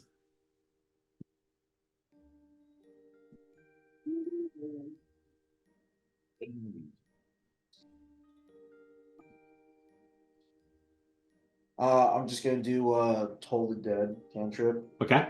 Wisdom saving 14. Boom. Fails his saving throw. Jesus Christ. Ha. What is the damage? 2. Okay. 2 points of damage. And then I'm gonna Oh, wait. throw a bonus action healing word at Vaneth. Okay. Is that the 13 points for him? Yeah, it's gonna be 13 points for him. Hell yeah. Fucking beefed up. And then yeah, I'll conclude my turn. Okay. Kit, your turn. I am within melee of this bugbear. How's the bugbear looking? Bugbear is looking pretty banged up. Okay. I am going to do a strike and bonus action strike, but for flare, I'm going to like run and like as I'm kicking off, kick him twice in the chin. All right. And neither of them will hit, but I'm gonna use an inspiration point to try and hit once. Nope. So I do a really cool flip and then I just look at him. And yeah, that is my turn. All right. It's the Bugbear's turn. Bugbear is gonna watch you do a really cool fucking flip and like swing twice. He's just gonna go out of the way, and then he's gonna take 2 stabs with his short spear. Damn. 18 and an 11. Silvery So bars on the one misses, yeah. So you Silvery said short bars. spear, and it just makes me think like reverse sword. 5 points of piercing damage. Silvery barbs. Silvery Silvery barbs. barbs. Okay. Disadvantage. And I'm going to give the advantage to... Vaneth. Yeah, sure. Vaneth can have it. It'll be an What's 11, it'll be an 11 to hit. Both miss. Okay. Thank you. Both miss. Victory. Guys, watch as the soldier runs up, takes 2 slashes at Kit. The bugbear fails to hit. It is now Vinsire's turn. Goose on the loose. I'm fucking up this wizard. Actually, question: Did I have advantage because? Sorry, did I have advantage because the goose was there? No, the goose is too far away. Okay, I just want to clarify. Forgot he was there. Goose is gonna go fuck up this wizard again. The wizard is drug under the ocean by. Who's on the end there? It's The other- another guy. It's Oh. not the wizard though. Okay, I'll attack him then. Okay. Beak attack. Does a 13 hit? It does not. Awesome. Wing attack. Does a 20 hit? 20 does. Roll your dice. Nice. 4. 4 points of Nope. damage. Sorry. 4, 13, 11 points of damage. Down, 4, up, back down. 4, 13, 11. Is it 11? Final answer. Yo, you need to start feeding that kid under your bed, Kyle. That was As He can't see the dice. you guys watch as this goose runs up and just starts beating the shit out of this guy with a spear with its wings, hissing and honking. One head doing a weird snake hiss the entire time. Beats him to the point for like 30 straight seconds. And when the goose leaves, there's just a flurry of down feathers falling around a dead body. And then I'm just gonna rest of my movement still on one, whatever. I right up behind the bugbear guy. Yeah. It is the wizard's turn. On the wizard's turn, it's not going to struggle. It's not restrained. It's only grapple, so it can still attack. Yeah. It's going to let out 3 arcane bursts straight into Adam. Do it. He can take it. Okay, these are all at disadvantage. In fact, could not take it, and she swam away. First one will miss. Second one will miss on that one. Nice. Third will miss. Nice. He can take it, baby. Let's go. Just roll. All that boy, the Undertaker. All right. It is now Kazamak's turn. How rough is this fucking guy in front of me looking? Really rough. I want to I'm gonna fairly calmly just put my jar back in my pouch, and then I just want to like fairly quickly reach out and I like full palm his face and just like squeeze like this and like drag all the skin off. Okay. Gotta make a attack roll. I want to peel the orange. Basically, that is 17 plus 19. Okay, go ahead and roll a. It's actually it's just your strength modifier. So what's your strength modifier? No, I don't have a strength modifier. Everyone's got a strength modifier, baby. I think it's just 1 then. Yeah, it's just 1. You Oh, do no, mine. Go ahead. you do 1 point of damage on an unarmed attack. He's still Even my nice. yeah. So unarmed attacks is just your strength modifier. Oh, I thought it would be something better. But you have a fistful of skin now. It was technically a magical attack. You did peel this fucking man's flesh off his face. You just have raw flesh. You just peeled the burnt layer off. It's this fresh pink layer, and like you can smell it. You like it's like makes the smell of it makes the hair on the back of your neck stand up. Just like I like it. You're telling me this boy isn't in shock? Yeah, he's not doing well. He's He's got adrenaline. Then all right, I'm going to have old Adam is going to swim 15 feet deeper. Yeah. And then he's going to attempt to I guess attack, but I want him to try to break the fingers of this wizard. Like just reach out and like I just want to like basically like as he's like they're swimming down, just like reach out and grab one of the hands that's like flailing and just like we do not play a D&D rule set that allows targeting of specific body parts.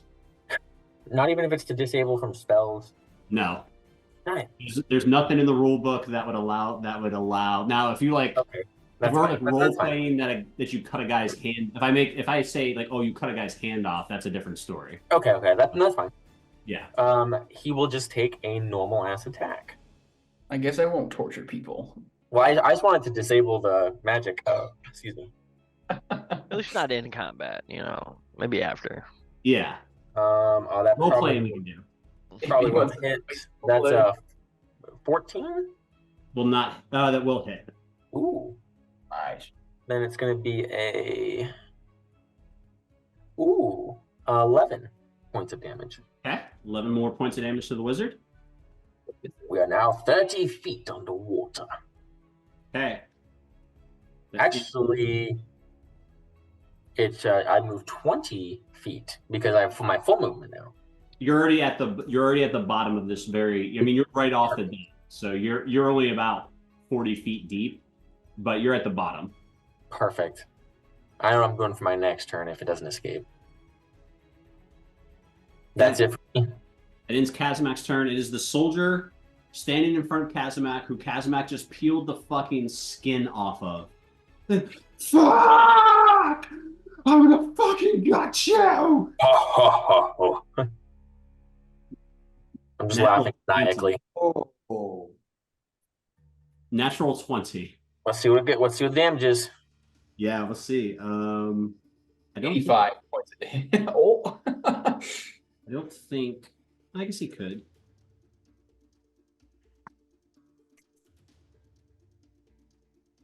Eight points of piercing damage.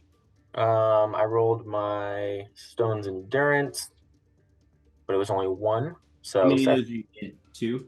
yeah. 1 point. All right. That ends. Oh wait, it does not. You said it was 8, right? Yeah. Does on the second does an 18 hit? That will hit. Okay. Max damage, 11 points of piercing damage. Oh, it puts me down. Damn, bro. You serious? I only had 6 HP left. Damn. I've been getting attacked this whole time. Kazamak goes unconscious with a soldier whose face has been peeled off of him, barely alive, standing over him. So close to being so cool. It is now Henry's turn. All right, Henry's standing there. He's like, Jesus Christ, these guys both go down. He's standing there. He flicks his wrist, and a wand falls out of his sleeve, and he catches it. And I will cast Magic Missile through the wand at. I will upcast it to use.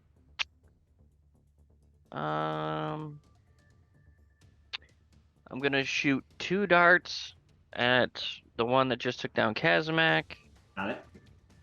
and then another 4 darts. So, oh yeah, okay, go ahead. Yeah, 4 darts at the bugbear. Okay. Go ahead and roll your damage for the bugbear, because as the first dart hits the guy who just took down Kazamak, it hits him square in the temple. You see the magical energy just bury itself into his temple, and the guy just crumples. Love it.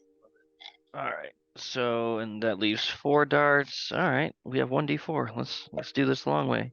1, 3. Oh, that's 7. 11 points of damage. 11 points of damage. Henry, finish him. All right, I'll just swing like, and the darts are just gonna go through, and I'm just like fucking 2 to the body, to the head, like just fucking double tap. Yeah. John Wick. Yeah. Henry, as you look around after you cast Magic Missile, you don't see any one left standing. You see bubbles coming up from the bottom of the ocean where you saw the wizard disappear with Adam. Are we out of initiative? We are not.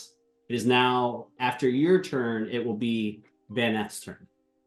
Okay, I will. There's really nothing else I can do. I'm gonna move out to the edge of the dock. Okay. And just start staring at the bubbles. Okay. Vaneth is gonna go to the edge of the dock. is going to make a perception check.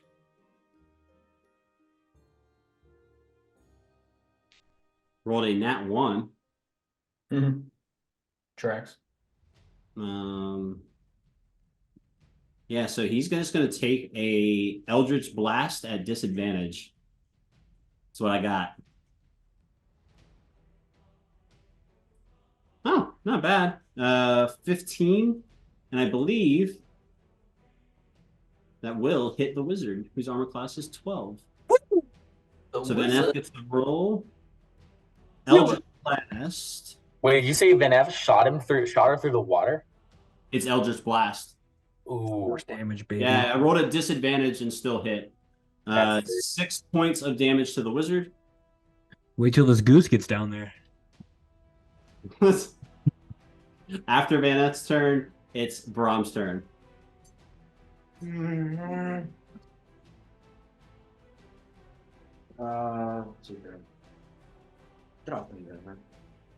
And then I'm gonna climb back on the dock, dripping wet. Then I'm gonna see guys back down. I'll throw yeah, fuck that guy.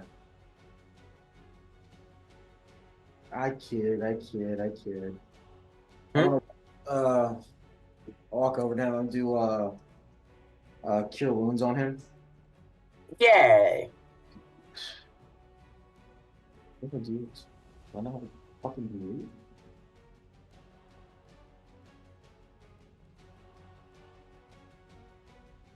it. Next, 13. 16 points of healing to you. Sure. I was kind of still like white knuckling this literal face mask in my hand that's just bloody. As I bring him back, I'm gonna look at him. I'm gonna hold his head up, and I'll be like, "The prime pantheon is real." Say it so everyone can hear on the. Yeah. I'm gonna go. The prime pantheon is real. He says he's going to whisper the Prime Pantheon is real. Oh, okay. They can't hear the whisper. The mic Okay. doesn't pick it up. Big whisper. Hey, Then I'm gonna, as I do that, you're gonna come to, and you're gonna probably give me like a weird look. I'm gonna immediately drop your head and just get up. After Brahm, it is Kit. I'm gonna walk over. How is Vaneth looking? It's better now. Um, One helped. Can I walk? Is there space on the edge of the dock? Can I squeeze on in there? Hey, again. Can I also try to make a perception check to see anything? Sure. Is it a disadvantage or is it normal? It's a normal. It's broad daylight. The water's pretty clear. I see. 21. 21. Yeah, you can see on the ocean floor, Adam has like one hand like wrapped around, like one arm wrapped around the wizard who is struggling to get free while he's swinging wildly at the wizard. Adam is. Is the wizard looking pretty fucked up? There's a trail of blood and oxygen leaving the wizard. I'll just like kind of like look around and be like, it's pretty gruesome, but I don't think we'll have to wait much longer. And I'm just gonna like sit down crisscross apple. Actually, I'll just dangle my feet in the water and wait. Sorry. Edge of the dock. Then Sire, it's your turn. Oh man. I'm just goosing out right now, aren't I? I feel like Just swim as in you the goose, water. you deep in the water and start flopping around. Start paddling around. God, now's when I wish I knew more bird facts. Can geese dive? Yes, they can dive up to 3 feet. 3? Not deep enough. You just spit that out. That could be completely false, and I would believe you. so much only conviction. So at much only- conviction. At only 1 day old, goslings can dive 30 to 40 feet underwater. Ryan Gosling Keep their young died out. 30 to Yeah. 40 underwater. So yes, your goose can dive the full 40 feet. If it has a swim speed, does it have a swim speed? No. That's I'm weird. going. Maybe because I'm going to give the goose a swim speed because that doesn't make any sense. So I'm going to give it a swim speed equal to its walking speed. 30 feet. So you can't quite reach, I'm gonna head down there though. but you can get down. I want this wizard's last thing it sees to be a three-headed goose chasing it underwater. I got that goose fact from the Iowa Department of Natural Resources. Thanks, Thanks, Iowa. Iowa. Said no one. Vinsire, after you. They are good for something other than corn. But It is the wizard's turn. Wizard is going to send 3 beams again, 3 bursts, arcane bursts into Adam. At disadvantage.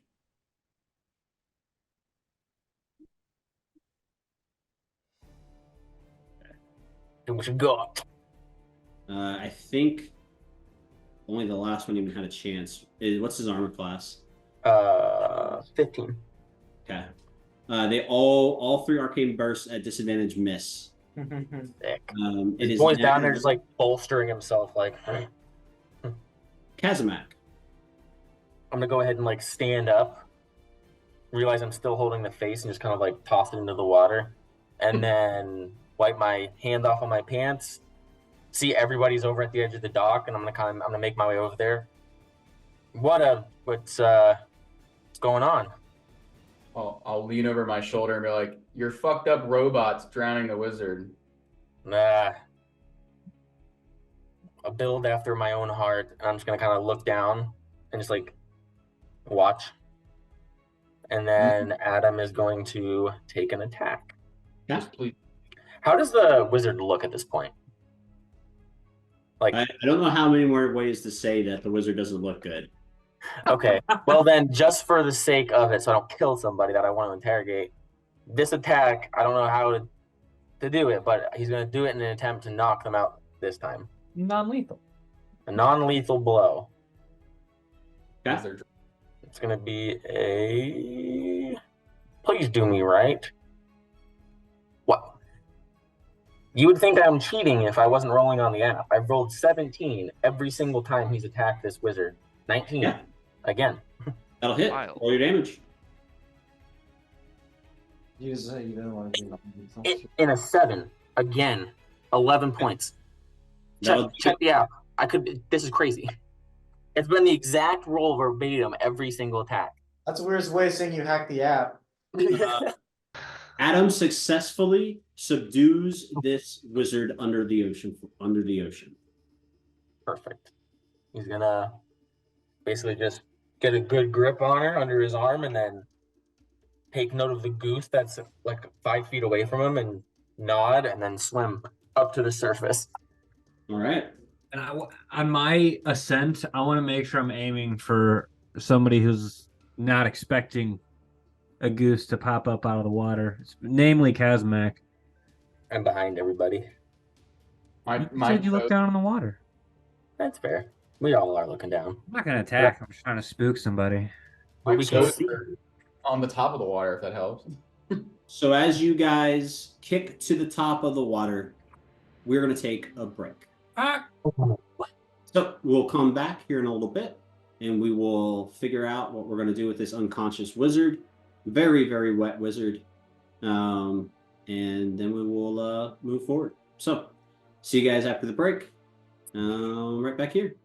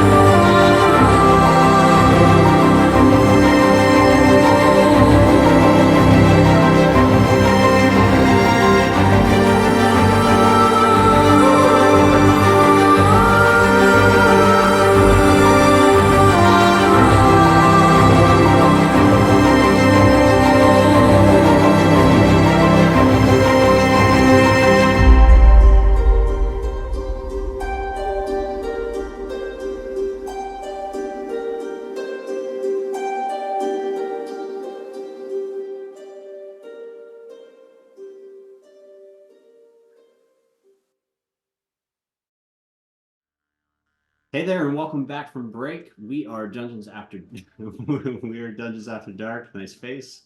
Welcome back from break. We are exiting combat and entering the after phase where you guys loot everything off of everybody. So as you guys go through corpses and are trying to figure out what you're going to do with this subdued mage, who is currently unconscious in Adam's arms, who's like Adam's got him like wrapped up in his arms. As you guys go and loot through the bodies, you find the following. You find a total of these 5 short spears. You find they're just steel short spears. You find a total of 50 gold.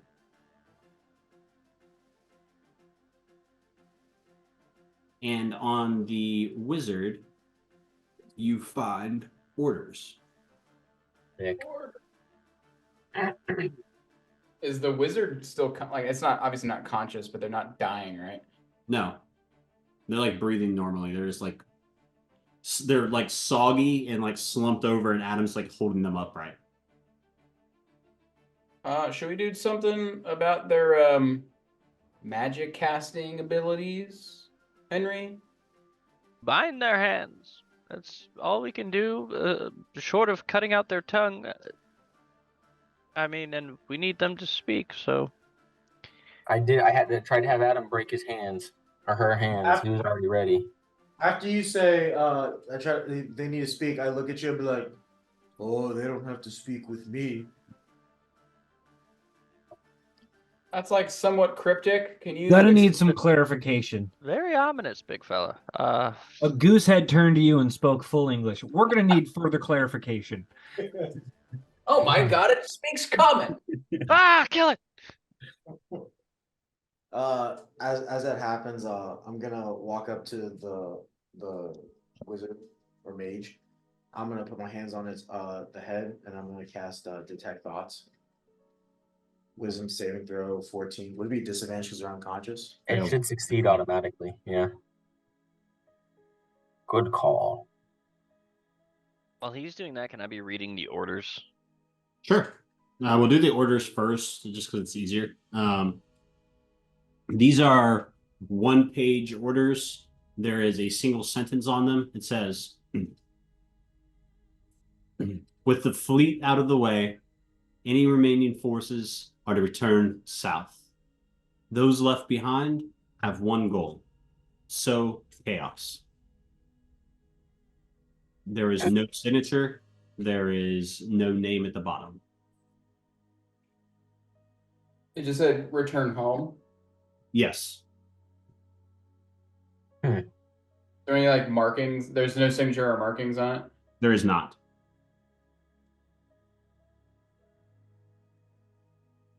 Well, I mean, return home is fairly ominous. I mean, from what I know of, like, I guess history, it's super deep south is where the emperor was last seen, and that was well before my time. But I don't really know where, unless they were sailing to and from there. But I mean, if this mage was with them the whole time, maybe they know where exactly. Brom, are you able to get anything out of their brain? I don't answer you. I'm just really concentrating on like getting into the mind. Mind flare. And as you peel into this wizard's brain, you find a couple of things. Beneath the surface level thoughts, buried deep, is the recent past. This person's name is Horace Vunter. Or excuse me, sorry, that's the wrong line. Arthur Grent. Arthur Grint or Grant? Grent. Grent. Arthur is a member of the Great Legion who was sent north with the general, handpicked to come north to sink the fleet of Calipso.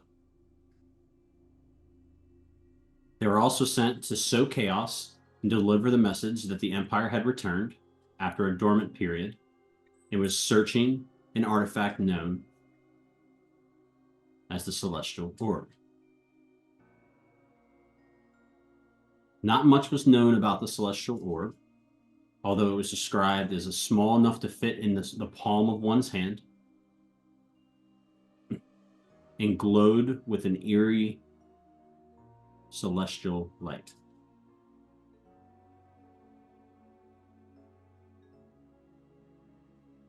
The orb is to be found at all costs. It is key to the Empire's return to existence.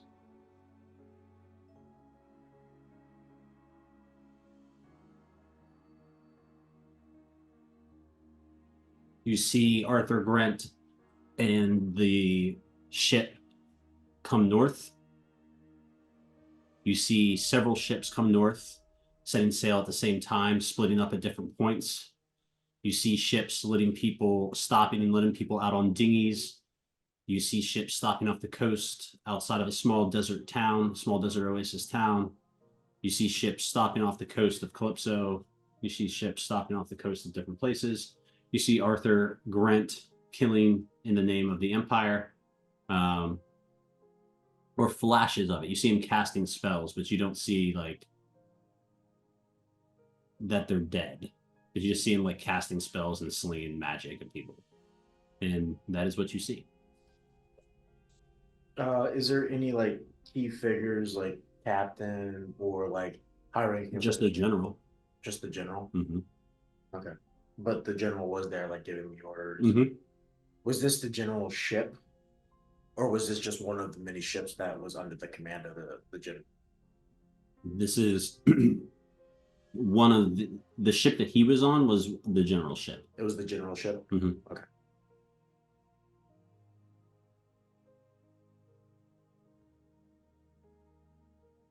Yeah. Okay. And then I'm guessing how far north were they going all over the continent far north, or were they just going to a certain point? You don't get all that. It's not a you get to search for stuff. It's just whatever they're thinking about. Okay. I didn't know if there was like they battle plans or anything like that Nope. that they happened to see, or Arthur happened to see. Okay, cool. And then Celestial Orb is just that everything that you gave is the other thing you can give. And then when you say eerie light, is there like a color of eerie I light? didn't say Iris, it's celestial light. Celestial light, so just right. Mhm. The Fury Celestial. From a circular object. That's one palm. Orb. All right, cool. Cool. I'm gonna fucking get up and tell you guys everything I saw, aka copy paste, copy view. Stealing other people's work and making my own. Analyze. Classic. Does the description he gives of the orb sound like anything I've ever heard of that just not named Celestial Orb? Just like a weird like offhand description, potentially. Make an Arcana check. Oh boy, I'm definitely gonna be good at this. You got this. Where's my advantage +9 that I used to have? Natural 1. 12. It was a 13, but it's 12.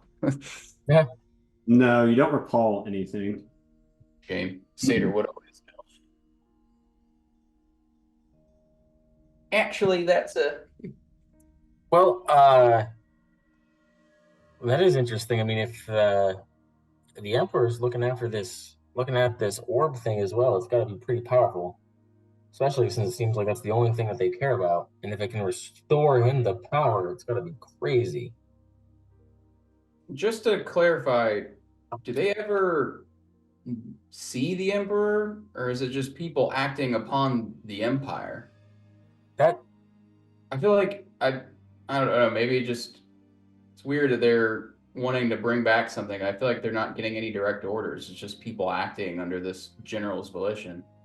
Yeah, I mean, it could very well be anything. I mean, a lot of people will do things for something that they believe in.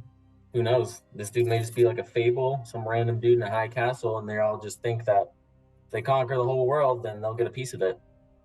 Question for the DM: how much is common knowledge amongst the world about the Emperor's disappearance? Everyone knows. I mean, the emperor didn't disappear. Everyone knows that the spider war was happening. The emperor was feared that if they allowed it, it would spread to the the continent of Zata. He wanted to fight the war, but he wanted to fight it on someone else's turf without ruining his own country. So he loaded up his entire army on his entire fleet of ships and sent everything north to Loefenstank.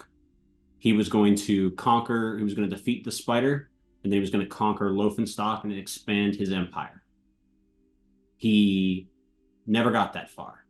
He stayed in High Zata. His ships, the moment they hit the coast of Loefenstank, the nexus point that controls the waterways of the continent, was activated by Loth. It destroyed every single ship, sank them with most of the men on board. Only several hundred were able to get off the ships and get to Loefenstank. Those 800 to 900 people fought until they died. Meanwhile, as the trap was being sprung off the coast of Loefenstank, Loth launched a subterranean invasion of Zata, of High Zata in the south.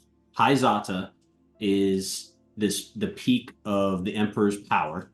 It is his high keep that sits on the tallest mountain on the continent. It is a city that is built on a glacial mountain that is well defended.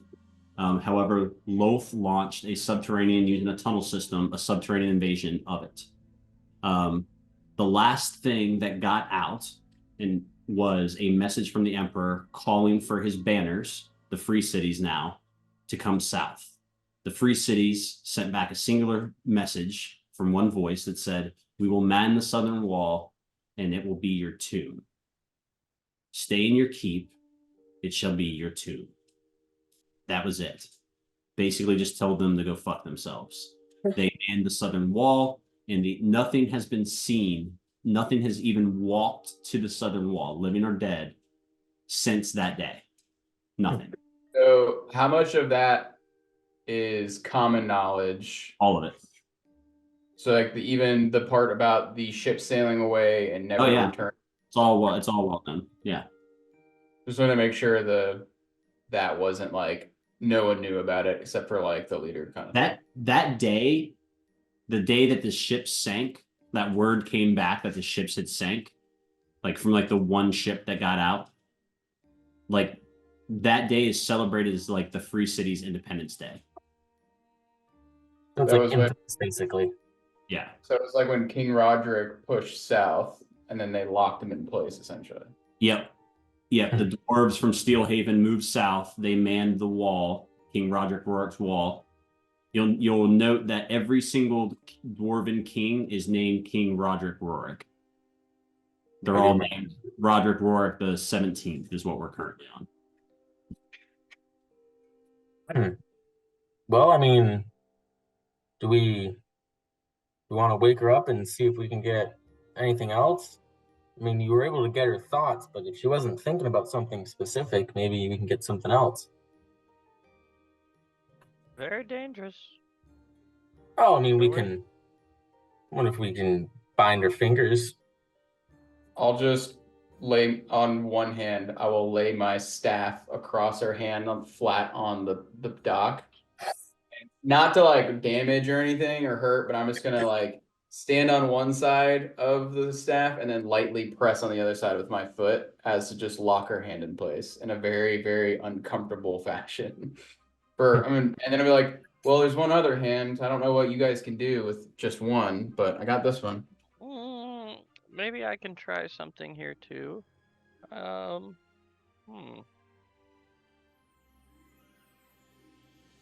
move. I'm gonna cast Hold Person on her.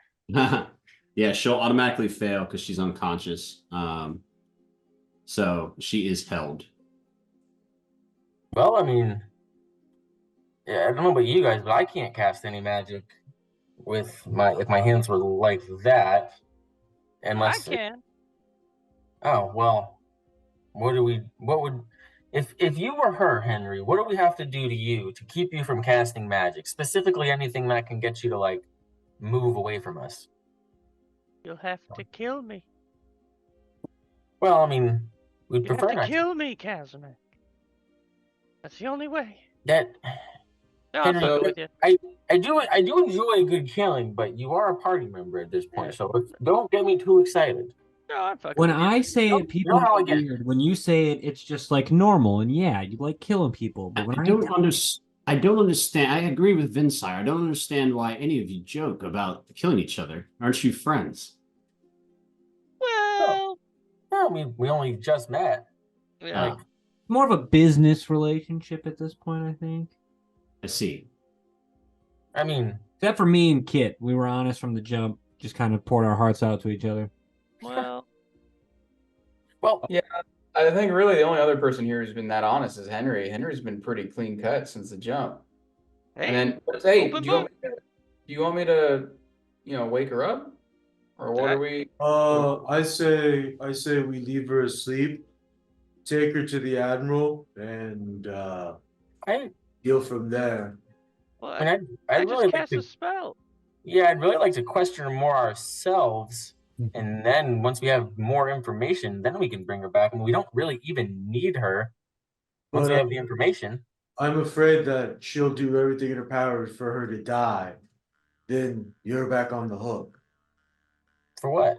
We found the people. We got a letter. You got the Murder. information out of her head. Murder. I would like to kill her, but As much as I would love to see Kazmak rot behind bars, they did pardon him right before we left. So yeah, I mean, I'm free and clear. Still not super sure Andrew, why. none of the water like around this place looks weird or anything. It's just the water outside that was on fire. But like down here in this everything, it's like normal. Correct. Okay. But the docks down here, the water is not on fire. Remember, this is a completely different section of docks, like on the other side of this little like peninsula, It's essentially. the old docks. You basically passed under the city through the concrete and out the other side of like this narrow peninsula.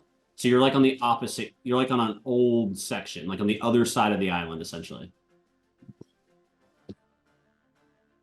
We've been standing around bullshitting for a minute. Yep. Yeah, I mean, we should. Fuck, just waste that spell. I can like Longer slap health. her awake real quick if we want. Yeah, go ahead.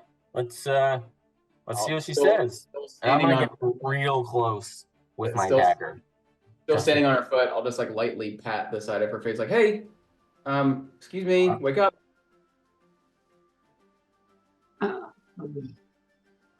What the fuck? Fuck. Shit. Yeah. All right, let's not Get it get out. too aggressive. We're just here to talk, and then I like look to the other group, like, and then we'll see where it goes. Does that sound good? She goes, sounds great. And then you see just a bit of like a clenching of her jaw, and you hear a subtle little Cyanide capsule. Cyanide teeth. What Is Terminator? I'm gonna try and rip her mouth open like a fucking your dog just ate something it's not supposed to. yeah. You rip her No. you rip her mouth open, and you can see that her esophagus and everything is being like her inside of her mouth and her esophagus is being eaten away by acid. What's her demeanor? That's what I was mentioning. Not doing anything. Hold Like on. full on Nazi that just had a cyanide pill, like fanatic, like doing the right thing, or is she freaking out? Oh, she's in a shit ton of pain. She's not Right. doing it. She's freaking out. I wanna pull out my jar, and I want to attempt to like as she has her mouth open, just like hose it out with water. Just like see if I can get any of the cyanide Does that that work? in her It's mouth. acid, It's not. That cyanide. should It's cyanide. It's just Or- eating no, it has away. to go to the the- gut. Yeah. If we're D&D just cyanide. now, I mean, she's gonna die anyways, so last ditch effort. that's way more painful. Yeah, it has no benefit. Doesn't make it worse, but it has no benefit. I'm like, I'm gonna grab I think I still have one healing potion, and I'm just gonna and try and chase the acid with healing potion. Yeah. What? Yeah, it would definitely it would like heal her. It would prolong her death a little bit. You get a little bit more time with her. You get the sense. Just gonna like sigh, just okay, and then I'll step off of her hands, pick my quarterstaff up, and be like, I mean, you had a chance. Yeah, I mean, we could probably keep her alive a little longer. And I'm just gonna kind of look at her. I mean, how long do you want to be in pain? We can kill you now, but we'd really like to get information. Then we could probably just let you go. Something tells me her speaking days are over. Yeah, she cannot respond. Yeah, I saw in there, and it's there's not a whole lot of things that can really move anymore. So even if you do keep her alive, it's just gonna be kind of gurgles. As they're all talking about it, I'm just gonna walk up, put my hand on her forehead. I'm just gonna sacred flame and just kill her right there. Oh shit. Okay. Oh, Mercy kill. Cure wounds. well, at least we got something out of it. And then Adam's just kind of lop her body over his shoulder just in case we need her. Can I cast detect magic on the body real quick, just to see if there's any magical items or something hidden there? Or Yeah. did we already check that?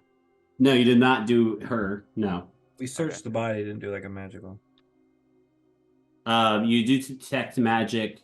You don't get anything coming off of her.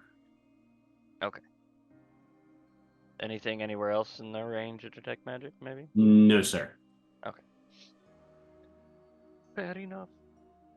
Well, back to the town, I guess. Yeah. See if the ocean is still burning. Yeah, I don't know what they're gonna do Guess about so. that. What is that? I've never seen that Hey, before. I was really hoping you would have known, honestly, Henry. I mean, it didn't smell like fire. It didn't look like fire either. I've never seen fire on water other than, I don't know, maybe oil. But, I mean, that was a lot. If that was magic, I can't even imagine how powerful that would have to be. It went on forever. It had to be magic, and as tragic as it was, that is powerful stuff. How do they get? Well, I don't know. Perhaps we can investigate after it goes out. Maybe we Well, can find a source. I will say, Henry, and I'm gonna like step a little closer to you. You have done pretty well as far as convincing people to do things, and seeing as the guys escaped on a ship, maybe if there's any left, we might be able to get one so we can chase them down. And I'm gonna like wink at you, as in like chase them down. But I mean, we got definitely the person who started it based off of what Bond saw in her memory. So this is, I mean, Well, okay. I will try to talk the leadership out of a ship, for you, my friend, because we are friends, right? sure. Right. But also if we had a ship, then we could just go to and from our keep whenever we want. Okay. You're not gonna kill me, right, Kazmak? I've been kind of beating around the bush on this. I'm so Henry. unsure. Henry, I'm not going to kill you. You're far too old. You'll die at your own accord. All right. Good enough for me. Right. I turn around, my fingers are just crossed behind my back. Got him. Got it. Where you're supposed to not show them. What a fucking idiot. So back to town then, I guess. Yep. Yeah, I guess so. Philip, run ahead. Let us know if the fire is still going. Okay. I mean, honestly, I don't understand why we can't just fucking walk together, but sure. Send a defenseless rat back in the sewers where she gets stomped on. No, it's fine. The entire time she's walking as she's saying this, like just like, and she's doing it like slowly, like. No, it's good. I'll just go through the tunnel again. Here I go. My favorite part. Have we caught up with Philip yet? I swear, you can't find good help these days. I don't know what it is. Totally unprompted. The best part of that whole entire thing, all we're hearing is Oh, what you gonna do? Anyway, yeah, let's go. All right. You guys make your way back to town. So you make your way back through the tunnel system, come back out. Philip goes a little bit in front, probably like 100 feet or so. You hear from her. Hey, looks like the fire's mostly out, but that's the only good news. Ooh. As you guys step out of the tunnel, the docks are a scene of ruin. Out of the 400 or so ships, it was about 375 ships that were docked here. Out of those numerous ships, about 50 remain. Okay. They were the 50 that were furthest out from the docks. Heavily attrited. You can see already that a lot of the pirates and the shipmen and all the people that were working the ships that were there for the address are now just stuck here. And you can already see they're like, the fuck are we supposed to do? We don't have no ship. Can't work. The fuck am I supposed to do? You can see pretty quickly. Actually, let's go ahead and make some insight checks. How is Calipso big enough to house this many people on like a daily? We'll see with the insight checks. 16. Dirty 20. 10. 19. Insight? Yep. 5. Okay. The 19 and the 20. You guys are. What'd you roll? 19. 19. Okay. Yeah, the 19 is the 20. Those were high enough. Anything that's an 18 or better is high enough. You guys clock a couple of things. One, no, Chris. Kit. This is not. Calypso is not built to sustain this many people for a long period of time. It has no agriculture to speak of. It cannot feed itself. It needs to be at sea to get trade, to thieve, to do all that. Like they have to be at sea. Without its navy, Calypso is a dying animal. You see it with those rolls. You see it in the eyes of the ship workers, these dockmen. The entire city's livelihood was tied to what was just lost in the fire.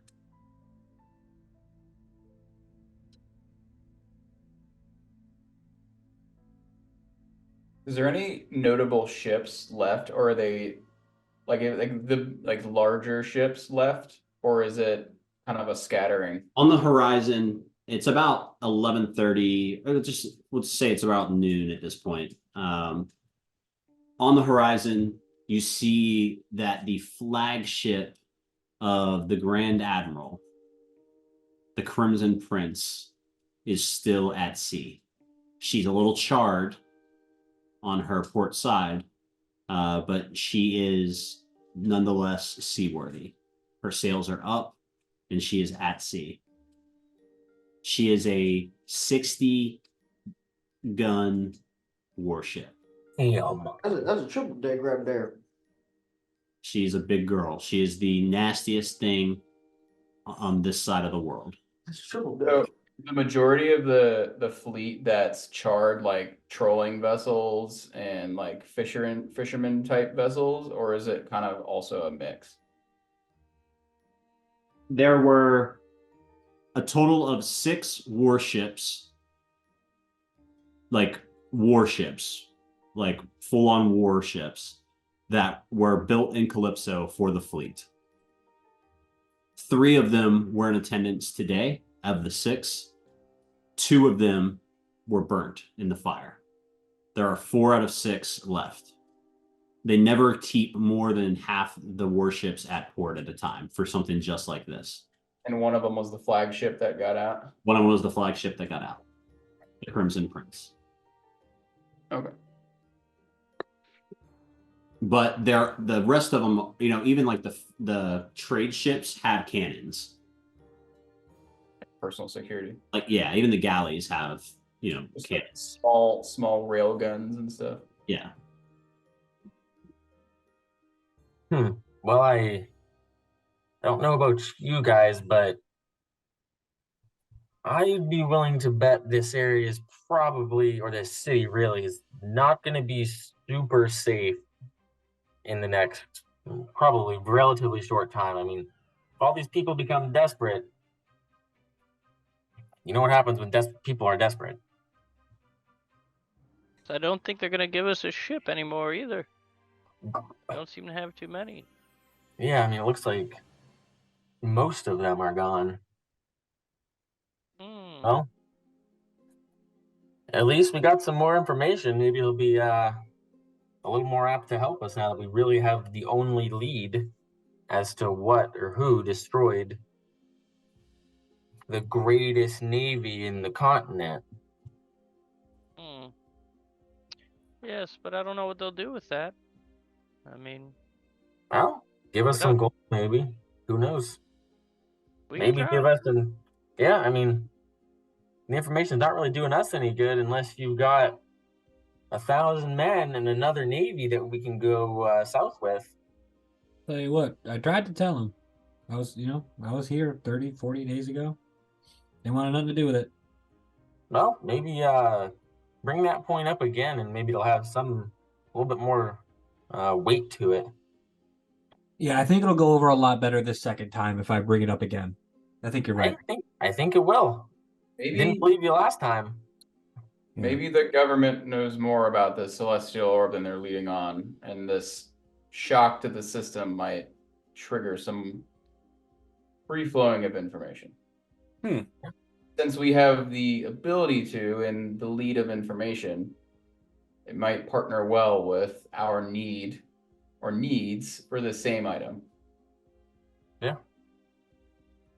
I can agree with that. Well, I guess we gotta find the old head honcho. Hopefully he doesn't try to lock me up again, huh? I'll like chuckle.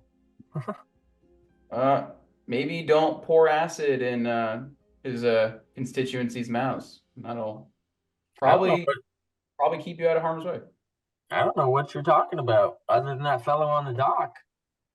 You have a real apt for playing with acid. I'll just leave it at that. It does do interesting things, I will say. Namely, melt flesh. All right, let's go. All right. That high note. On that statement. So as you guys walk back through the city, you can see word has traveled pretty quickly that shit has hit the fan. Everybody knows what has happened. Word is traveling quickly. Town criers are letting everyone know. Ships burnt at sea! Ships burnt at sea! Whole bloody fleet gone! Whole bloody fleet is gone! Like, that's what you hear basically as you go through the town. All the different criers, same kind of message. And eventually you make it back to the lighthouse. You make your way through the heavily guarded entrance after a brief moment of questioning and back up the lighthouse stairs. As you enter the main area through the trapdoor in the bottom, you are greeted by quite a scene. Arranged again, this time sitting at a long table that's been laid out with a map of the continent in front of them, is the Grand Council that runs the city. You have Grand Admiral Thrat Dento, the male human. You have Grand First Mate Milo Erna, who is the captain of the Crimson Prince currently. She is here. You can see she is singed, but none the worse for wear. You have Grand Arbiter Ignacio Kane, who is a Triton. You have Grand Bosun Valerie Wilcone, who is a female sea elf. And you have Stephen Nash, who is the administrator for Calipso. And Guard Captain Nathan Lotor, people you've all met.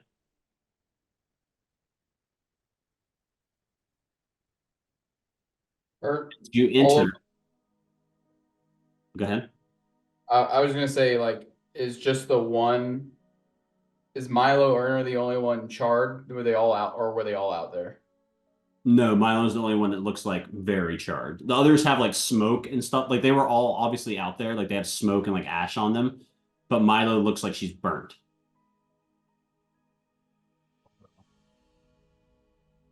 As you guys enter the chamber, the beacon in the lighthouse is red.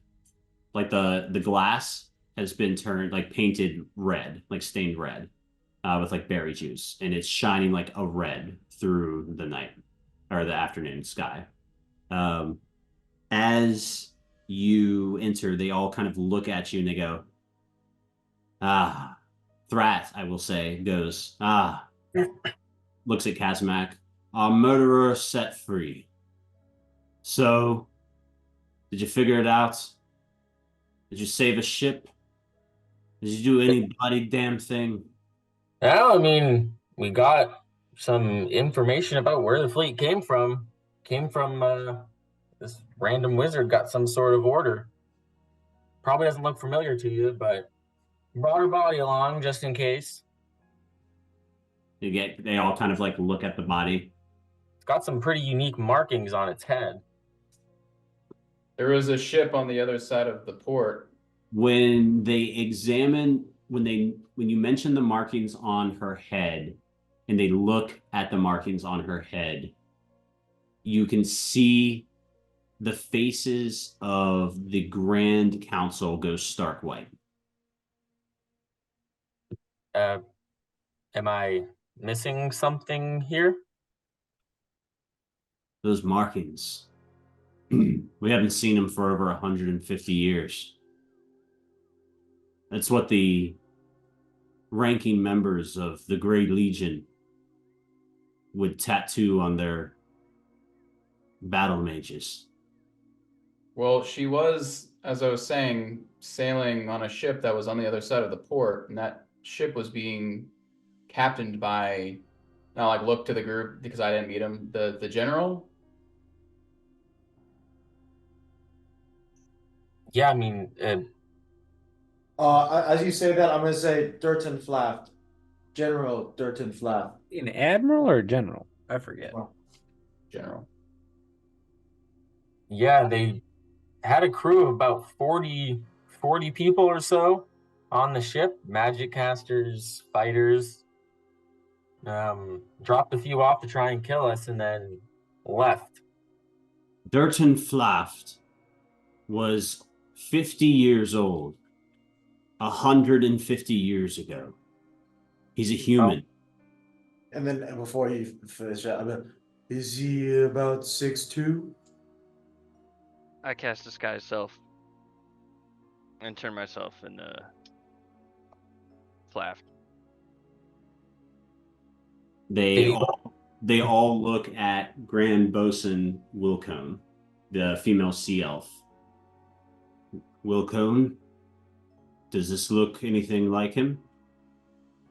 She goes, it's been a long time. But it does.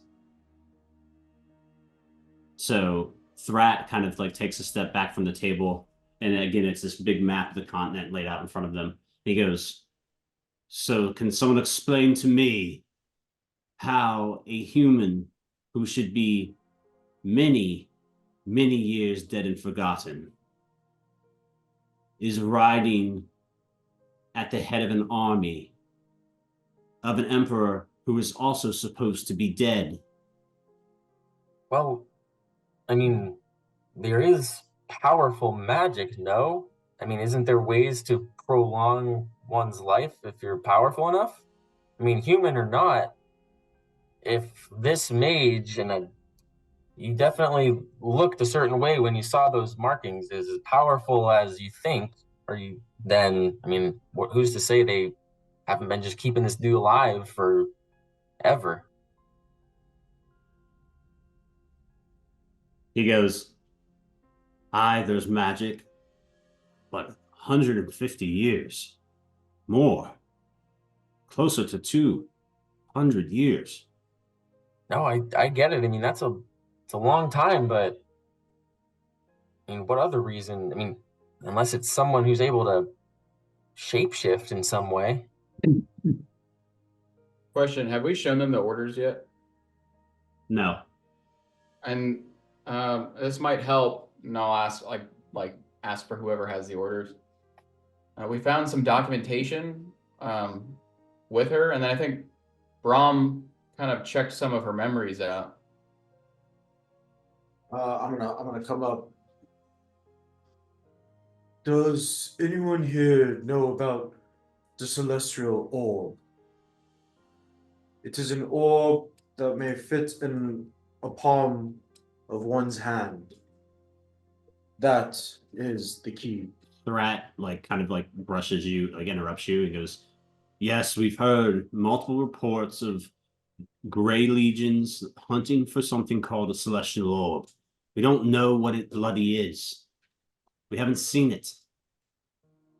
Well, I mean, whatever it is, it's about to cause a lot more trouble than just this. From what Brahm told us, I mean, that was one of probably countless coordinated attacks along the continent to try and, I don't know, cut off supply and cause people to go crazy. He kind of looks across the table at Stephen Nash, the administrator, and goes, "How bad is it?" Stephen goes, "By my estimates, 3 weeks before we have no more grain stock." He goes, "Well, that settles it. We need allies. If the Empire's returned, we need friends." And he goes, Should we try Steelhaven?" Someone from the back of the room. He laughs. He goes, "The dwarves are at our throats, more so now with the fleet gone." And then another chimes in. The guard captain, Nathan Lotor, chimes in. "What the hell could we even offer?" And finally, the Grand Arbiter looks at Milo, and Milo frowns before looking at the Grand Admiral, and she says, "Surely you don't mean to trade our remaining warships?" He goes, "Everything except for the Crimson Prince. It's the only thing of value we have left." He turns to you guys, and as he does, there's a rustling in the back of the room as a large chest is brought forward. He sits, they bring the chest on the table next to him, he sits it. It's about yay big. Okay. Sits on the chest, sits the chest in front of you, and he goes, "This is what you're owed. Consider it a down payment." He rustles it open. Inside of it is 5,000 gold pieces. Mm. He goes, "You're to deliver a message. In 2 weeks' time, High Watch we'll call court. You are to represent us with the Triarchs. Fight for us, and we'll pay you handsomely. We're not short in gold. And when we rebuild our navy, we'll be formidable once again. But until then, we'll have to sell and buy our way through this war. So, do you accept? Will you go to High Watch in 2 weeks' time and fight for us? I'll just look to the rest of the group. I mean, Deliver the are- message. we That's are all. from here, so. And so I'm in. I mean, do you really expect the Triarch to take us seriously? I mean, I don't know how many of you have interacted with them, but they're not the most cordial people in the world. We know the birds well. They're not that fond of us, but they are fond of something that we have. Ships. They possess no navy and no place to harbor them. We would give them both. We'd give them one of our remaining warships for 10,000 of their finest on the southern wall. We'd give them another warship for a year's worth of food for Calipso. Do you have some sort of, I don't know, seal, like document or seal or something we can take with us? Something of good faith. Aye, we'll send you with the letters of marque. You'll bear our seal with you as you go. You all wouldn't have happened to have heard from other places that maybe we're under attack? Kazamak brings up a good point that if this happened here, and the general and his Grey Legion were across all of Zata looking for this thing, there's a good chance that other cities may have fallen under the same sort of chaos. Nothing yet, but that's no surprise. We don't have the best of relations with the other free cities at present date. Well, if you, yeah, I mean, I guess get the letters of marque ready. This, I mean, if the continent's the fall to this Gray Emperor, definitely has just as much of implications for us as the rest of the you. So Stephen Nash hurriedly finishes scribbling the letters out as you guys were talking. He was working on them, and he finishes that part of it. He signs his name to it, gives it to the admiral. He signs his names to it. As you read the document, it's very explicitly for this task. It's not a get out of jail free card for like you don't have the merit of the city to do whatever you want. It's very much you're there to deliver a message to the Triarchs of High Watch on behalf of the city of Calipso. it's literally just courier orders. Yeah. That message was one warship for 10,000 men and a year's worth of food. A warship for each. Everything except for they have a total of 4 warships remaining. They're willing to give up 2. The Crimson Prince they will not give up, nor will they give up Storm Rider. Can I pull out my Orb of Scrying Sure. and scry on last drop? Yeah. It is much how you left it. There's no signs of like I know what you're looking for. There's no signs of like Grey Legion or anything like that attacking. You'll remember there's still about 20 days or so left before they said the 60-day time to like invade, essentially. And you have no idea what that may look like, right? But last drop looks normal. Okay. Do I know of any specific reason as to why the Triarch is convening in 2 weeks? They hold court pretty regularly. Just to address like national issues, essentially. Yeah. And what's the current standing, like, to date? I know the elves are with them still, but like, what's the current standing between the elves, and the rest of the region? Yeah. So the East is a very complex situation. So the War of the Bleeding Woods, the one shot that you guys played, some of you played, most of you played, you played the end of it. That war ended with the emperor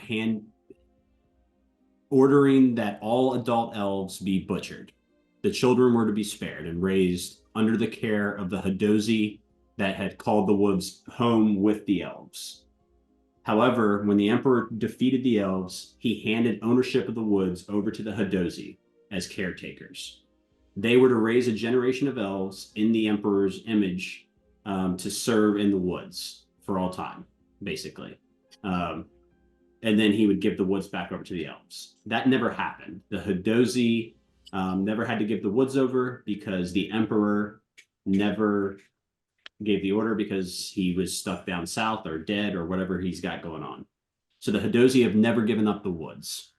The elves, a lot of them still live in the woods. They live like rebels, essentially. However, a large swath, a couple thousand, about 3,500 elves live in High Watch. The 3,500 that live in High Watch call themselves the rightful rulers of the Great Woods. They don't reference the Bleeding Woods, they call it the Great Woods. Evergreen City is their marked capital. It's a ruin. They petition regularly, almost every court, for the High Watch to invade and kick out the Hadozi and put the elves back in charge. And then the elves would sign a dual defense pact with the citizens of High Watch to protect it. Every single court session, the Triarchs turn it down. They've accepted lavish gifts, pieces of elvish history, and they've always turned it down. They always take the gifts, always turn down going into the woods. They don't. High Watch has never, ever, ever helped anyone but themselves. They didn't even come out of the clouds until after the Emperor was already like dead or whatever he is.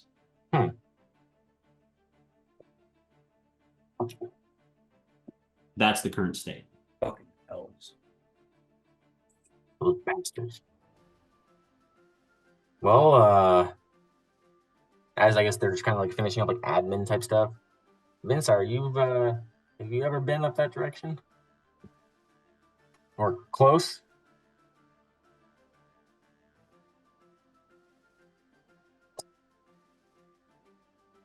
Vinsire. What's that? Have you ever been up that direction? I poured my heart out to you. You've been everywhere I've been. Well, Seen hey, anything even close beats walking. You've seen everything I've seen. You've seen it with me. If he can get us closer. I mean, I know the way. It is. I mean, I can get us to Blackmore.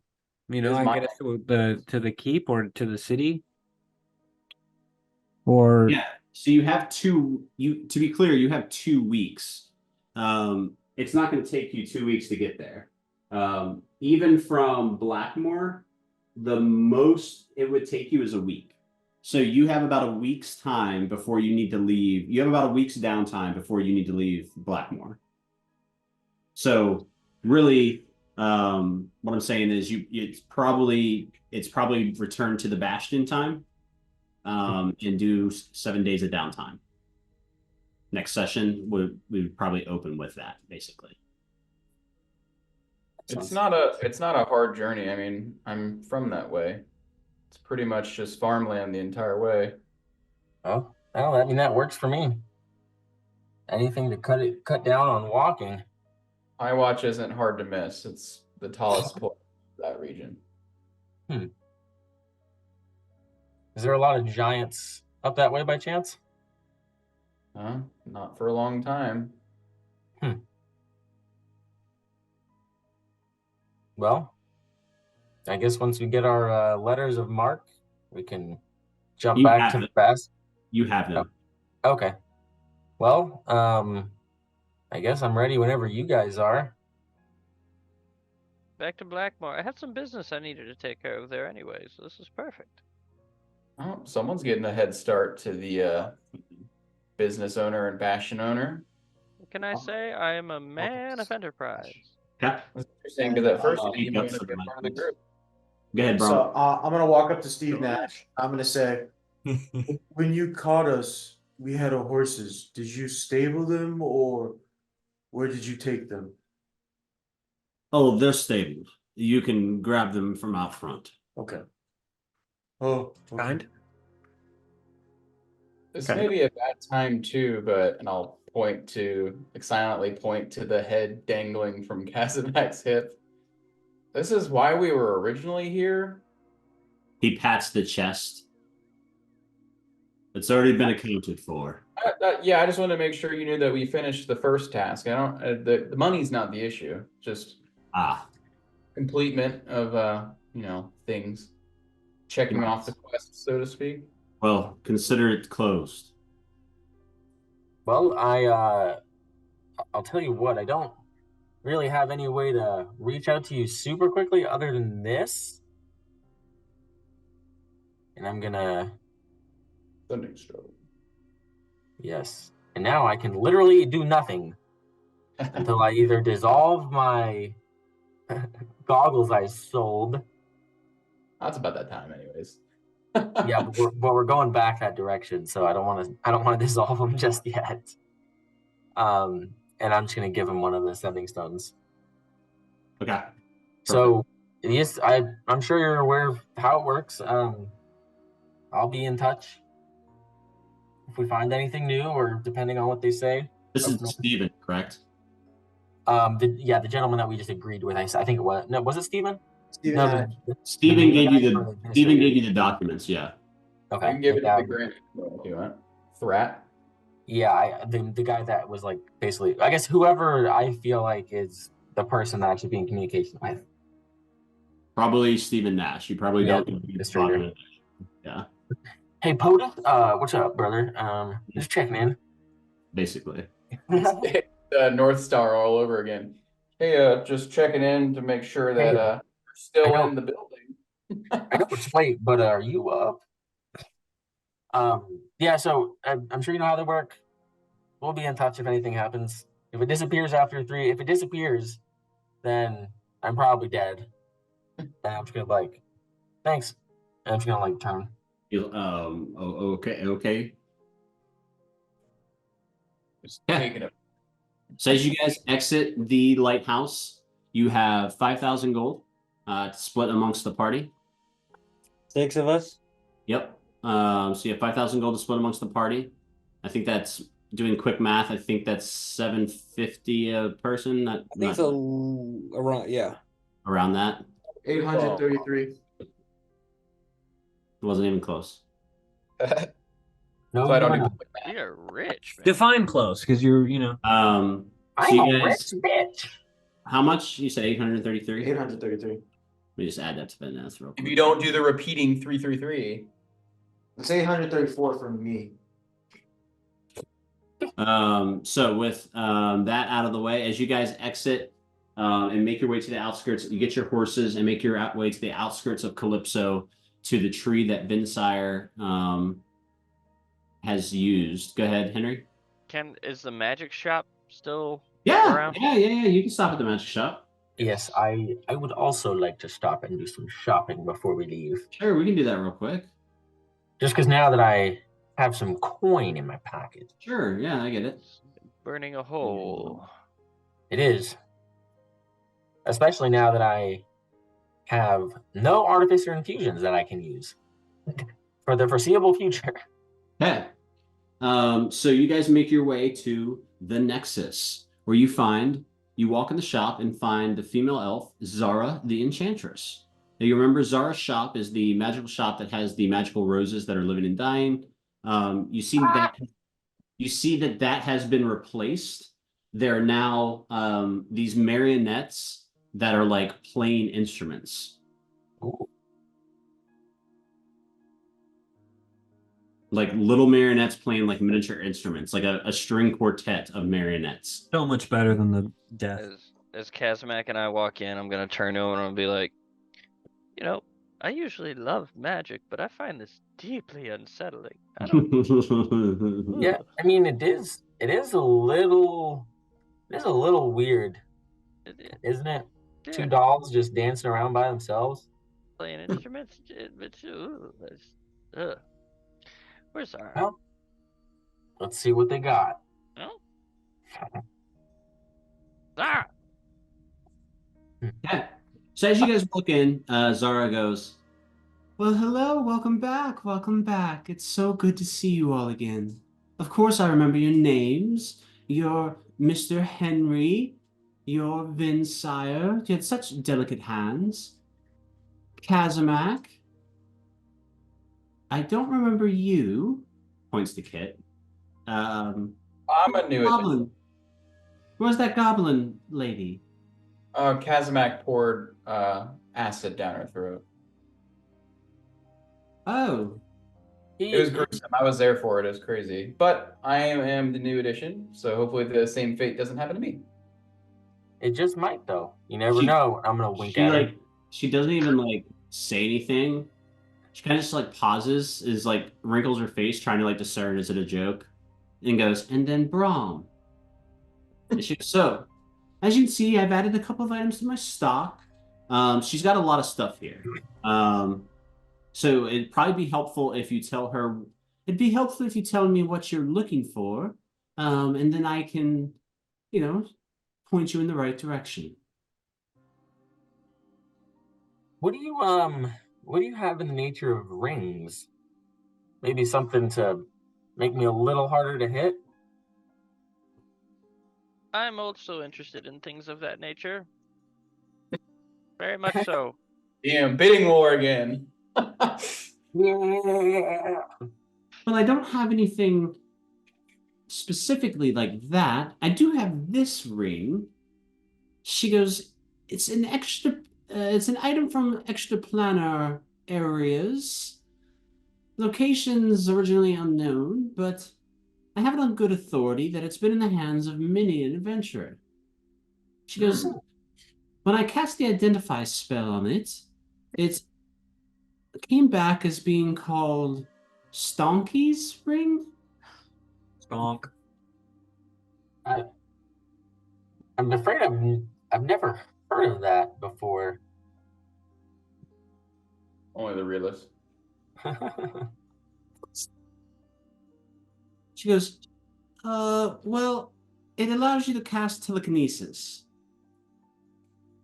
Oh.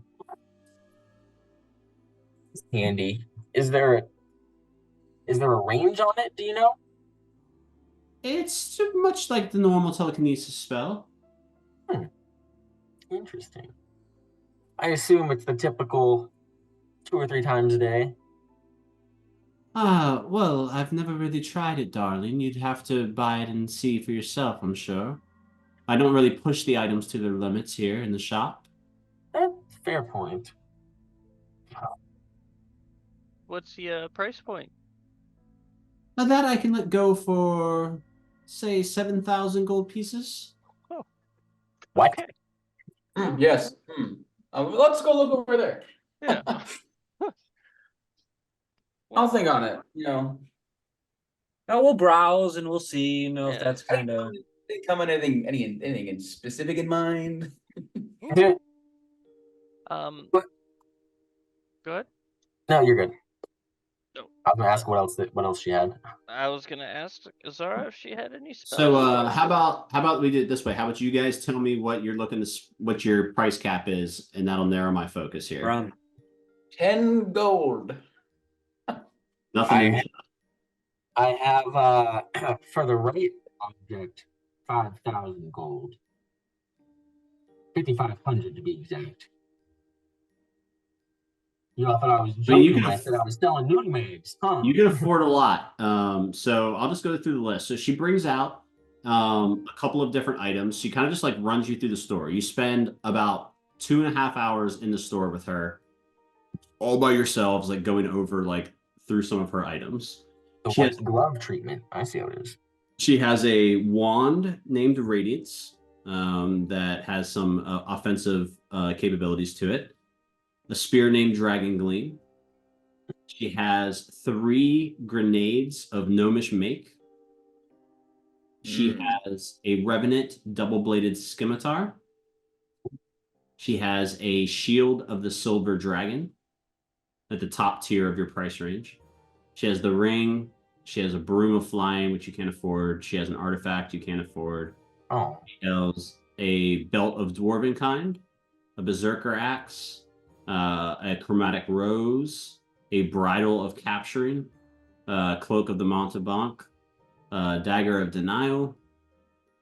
I mean, all these things you can afford. Dragon vessel, stirring dragon vessel, a dragon tooth dagger, the spell scrolls are all here. The spell book is here. The cap of water breathing, dust of sneezing and choking, which you've seen. Yeah.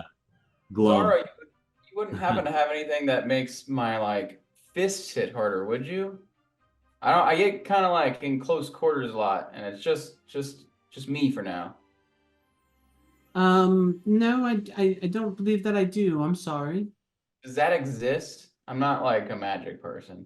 Oh, yes, there's many items that boost one's natural prowess in combat. Okay. I guess I'll have to keep an eye out. But what about the that dragon tooth dagger? What's that about? It's a dagger made from a dragon's tooth. Wow. I knew it. You're a dumb bitch. Read the price tag. Oh. Well, I don't really know if I genuinely don't know what I want. I don't know what any of these things are. What Spell scrolls. We have several spell scrolls. We have the spell scroll of Arcanist Magic Aura, Nathar's Mischief, Scroll of Simulacrum, and then we have a spell book that specializes in illusion magic for sale as well. The wizard who used to wield it, she no longer needs it. Tragic Tale. How much was that spell book again, sir? I'm sorry, I'm very old. My mind. 3,500 gold. Oh, sir, that is so expensive. Oh, would you look at the time? Well, what if I proposed a trade?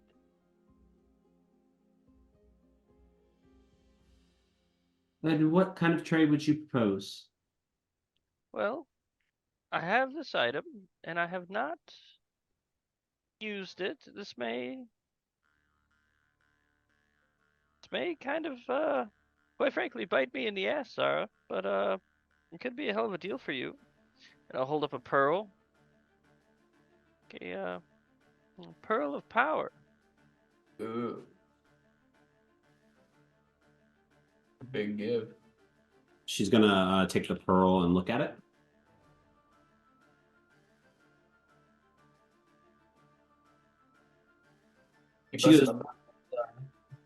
She goes, yes, this is a quite exquisite item. I would say probably worth around 1,800 gold.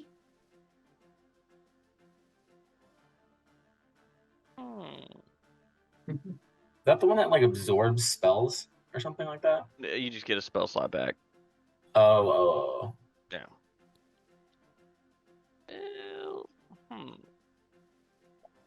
What if I give you this pearl, and then 1,000 gold?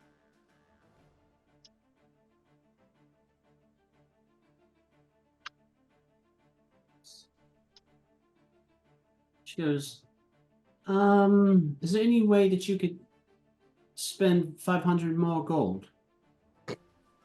Like in the store? You cheap bitch. Or just like on this item? On this item. I'm gonna tug your robe, Henry. I'm only like half a foot shorter than you, but Oh yeah. I was just like whispering in your ear, like how short are you? Like without the pearl. Without the pearl, let me put it this way: I got 1,400 gold. And she's it's what, 3,500? Is that what it is? Yeah. Damn. Okay, maybe with the pearl. With the pearl, you're at Generous, not 25. that generous. With the pearl, you're at 20. You're at 2,800 gold. With mean, the I think- 1,000 I put onto it, which leaves me with 400 gold to copy spells with. I still need gold for that.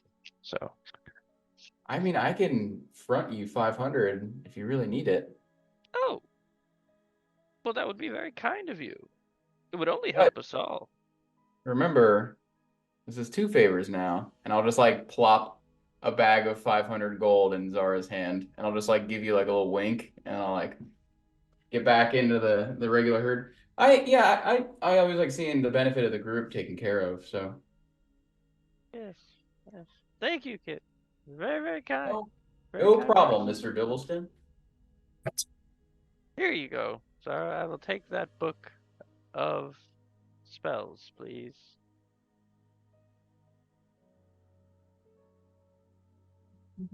Okay.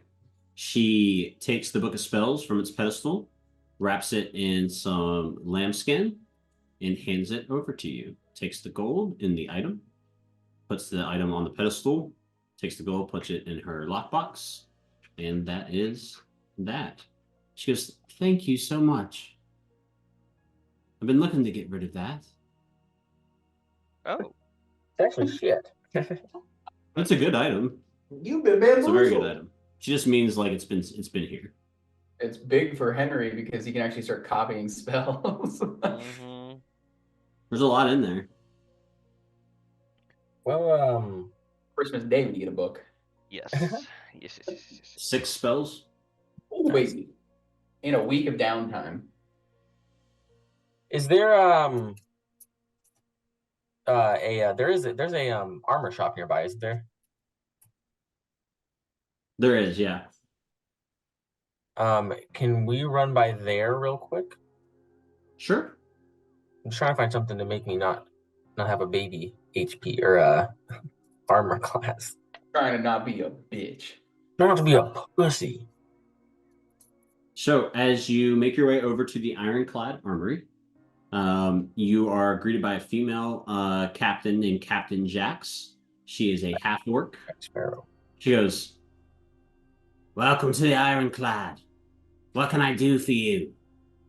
Well, hopefully, make me a little harder to hit. And I'm just gonna kind of like look around the shop. She goes, "Not really that kind of shop." She like gestures to the fair. It's you see that it is a very much in this campaign, above table in this campaign, the shops very much reflect the citizens of the city that you're in.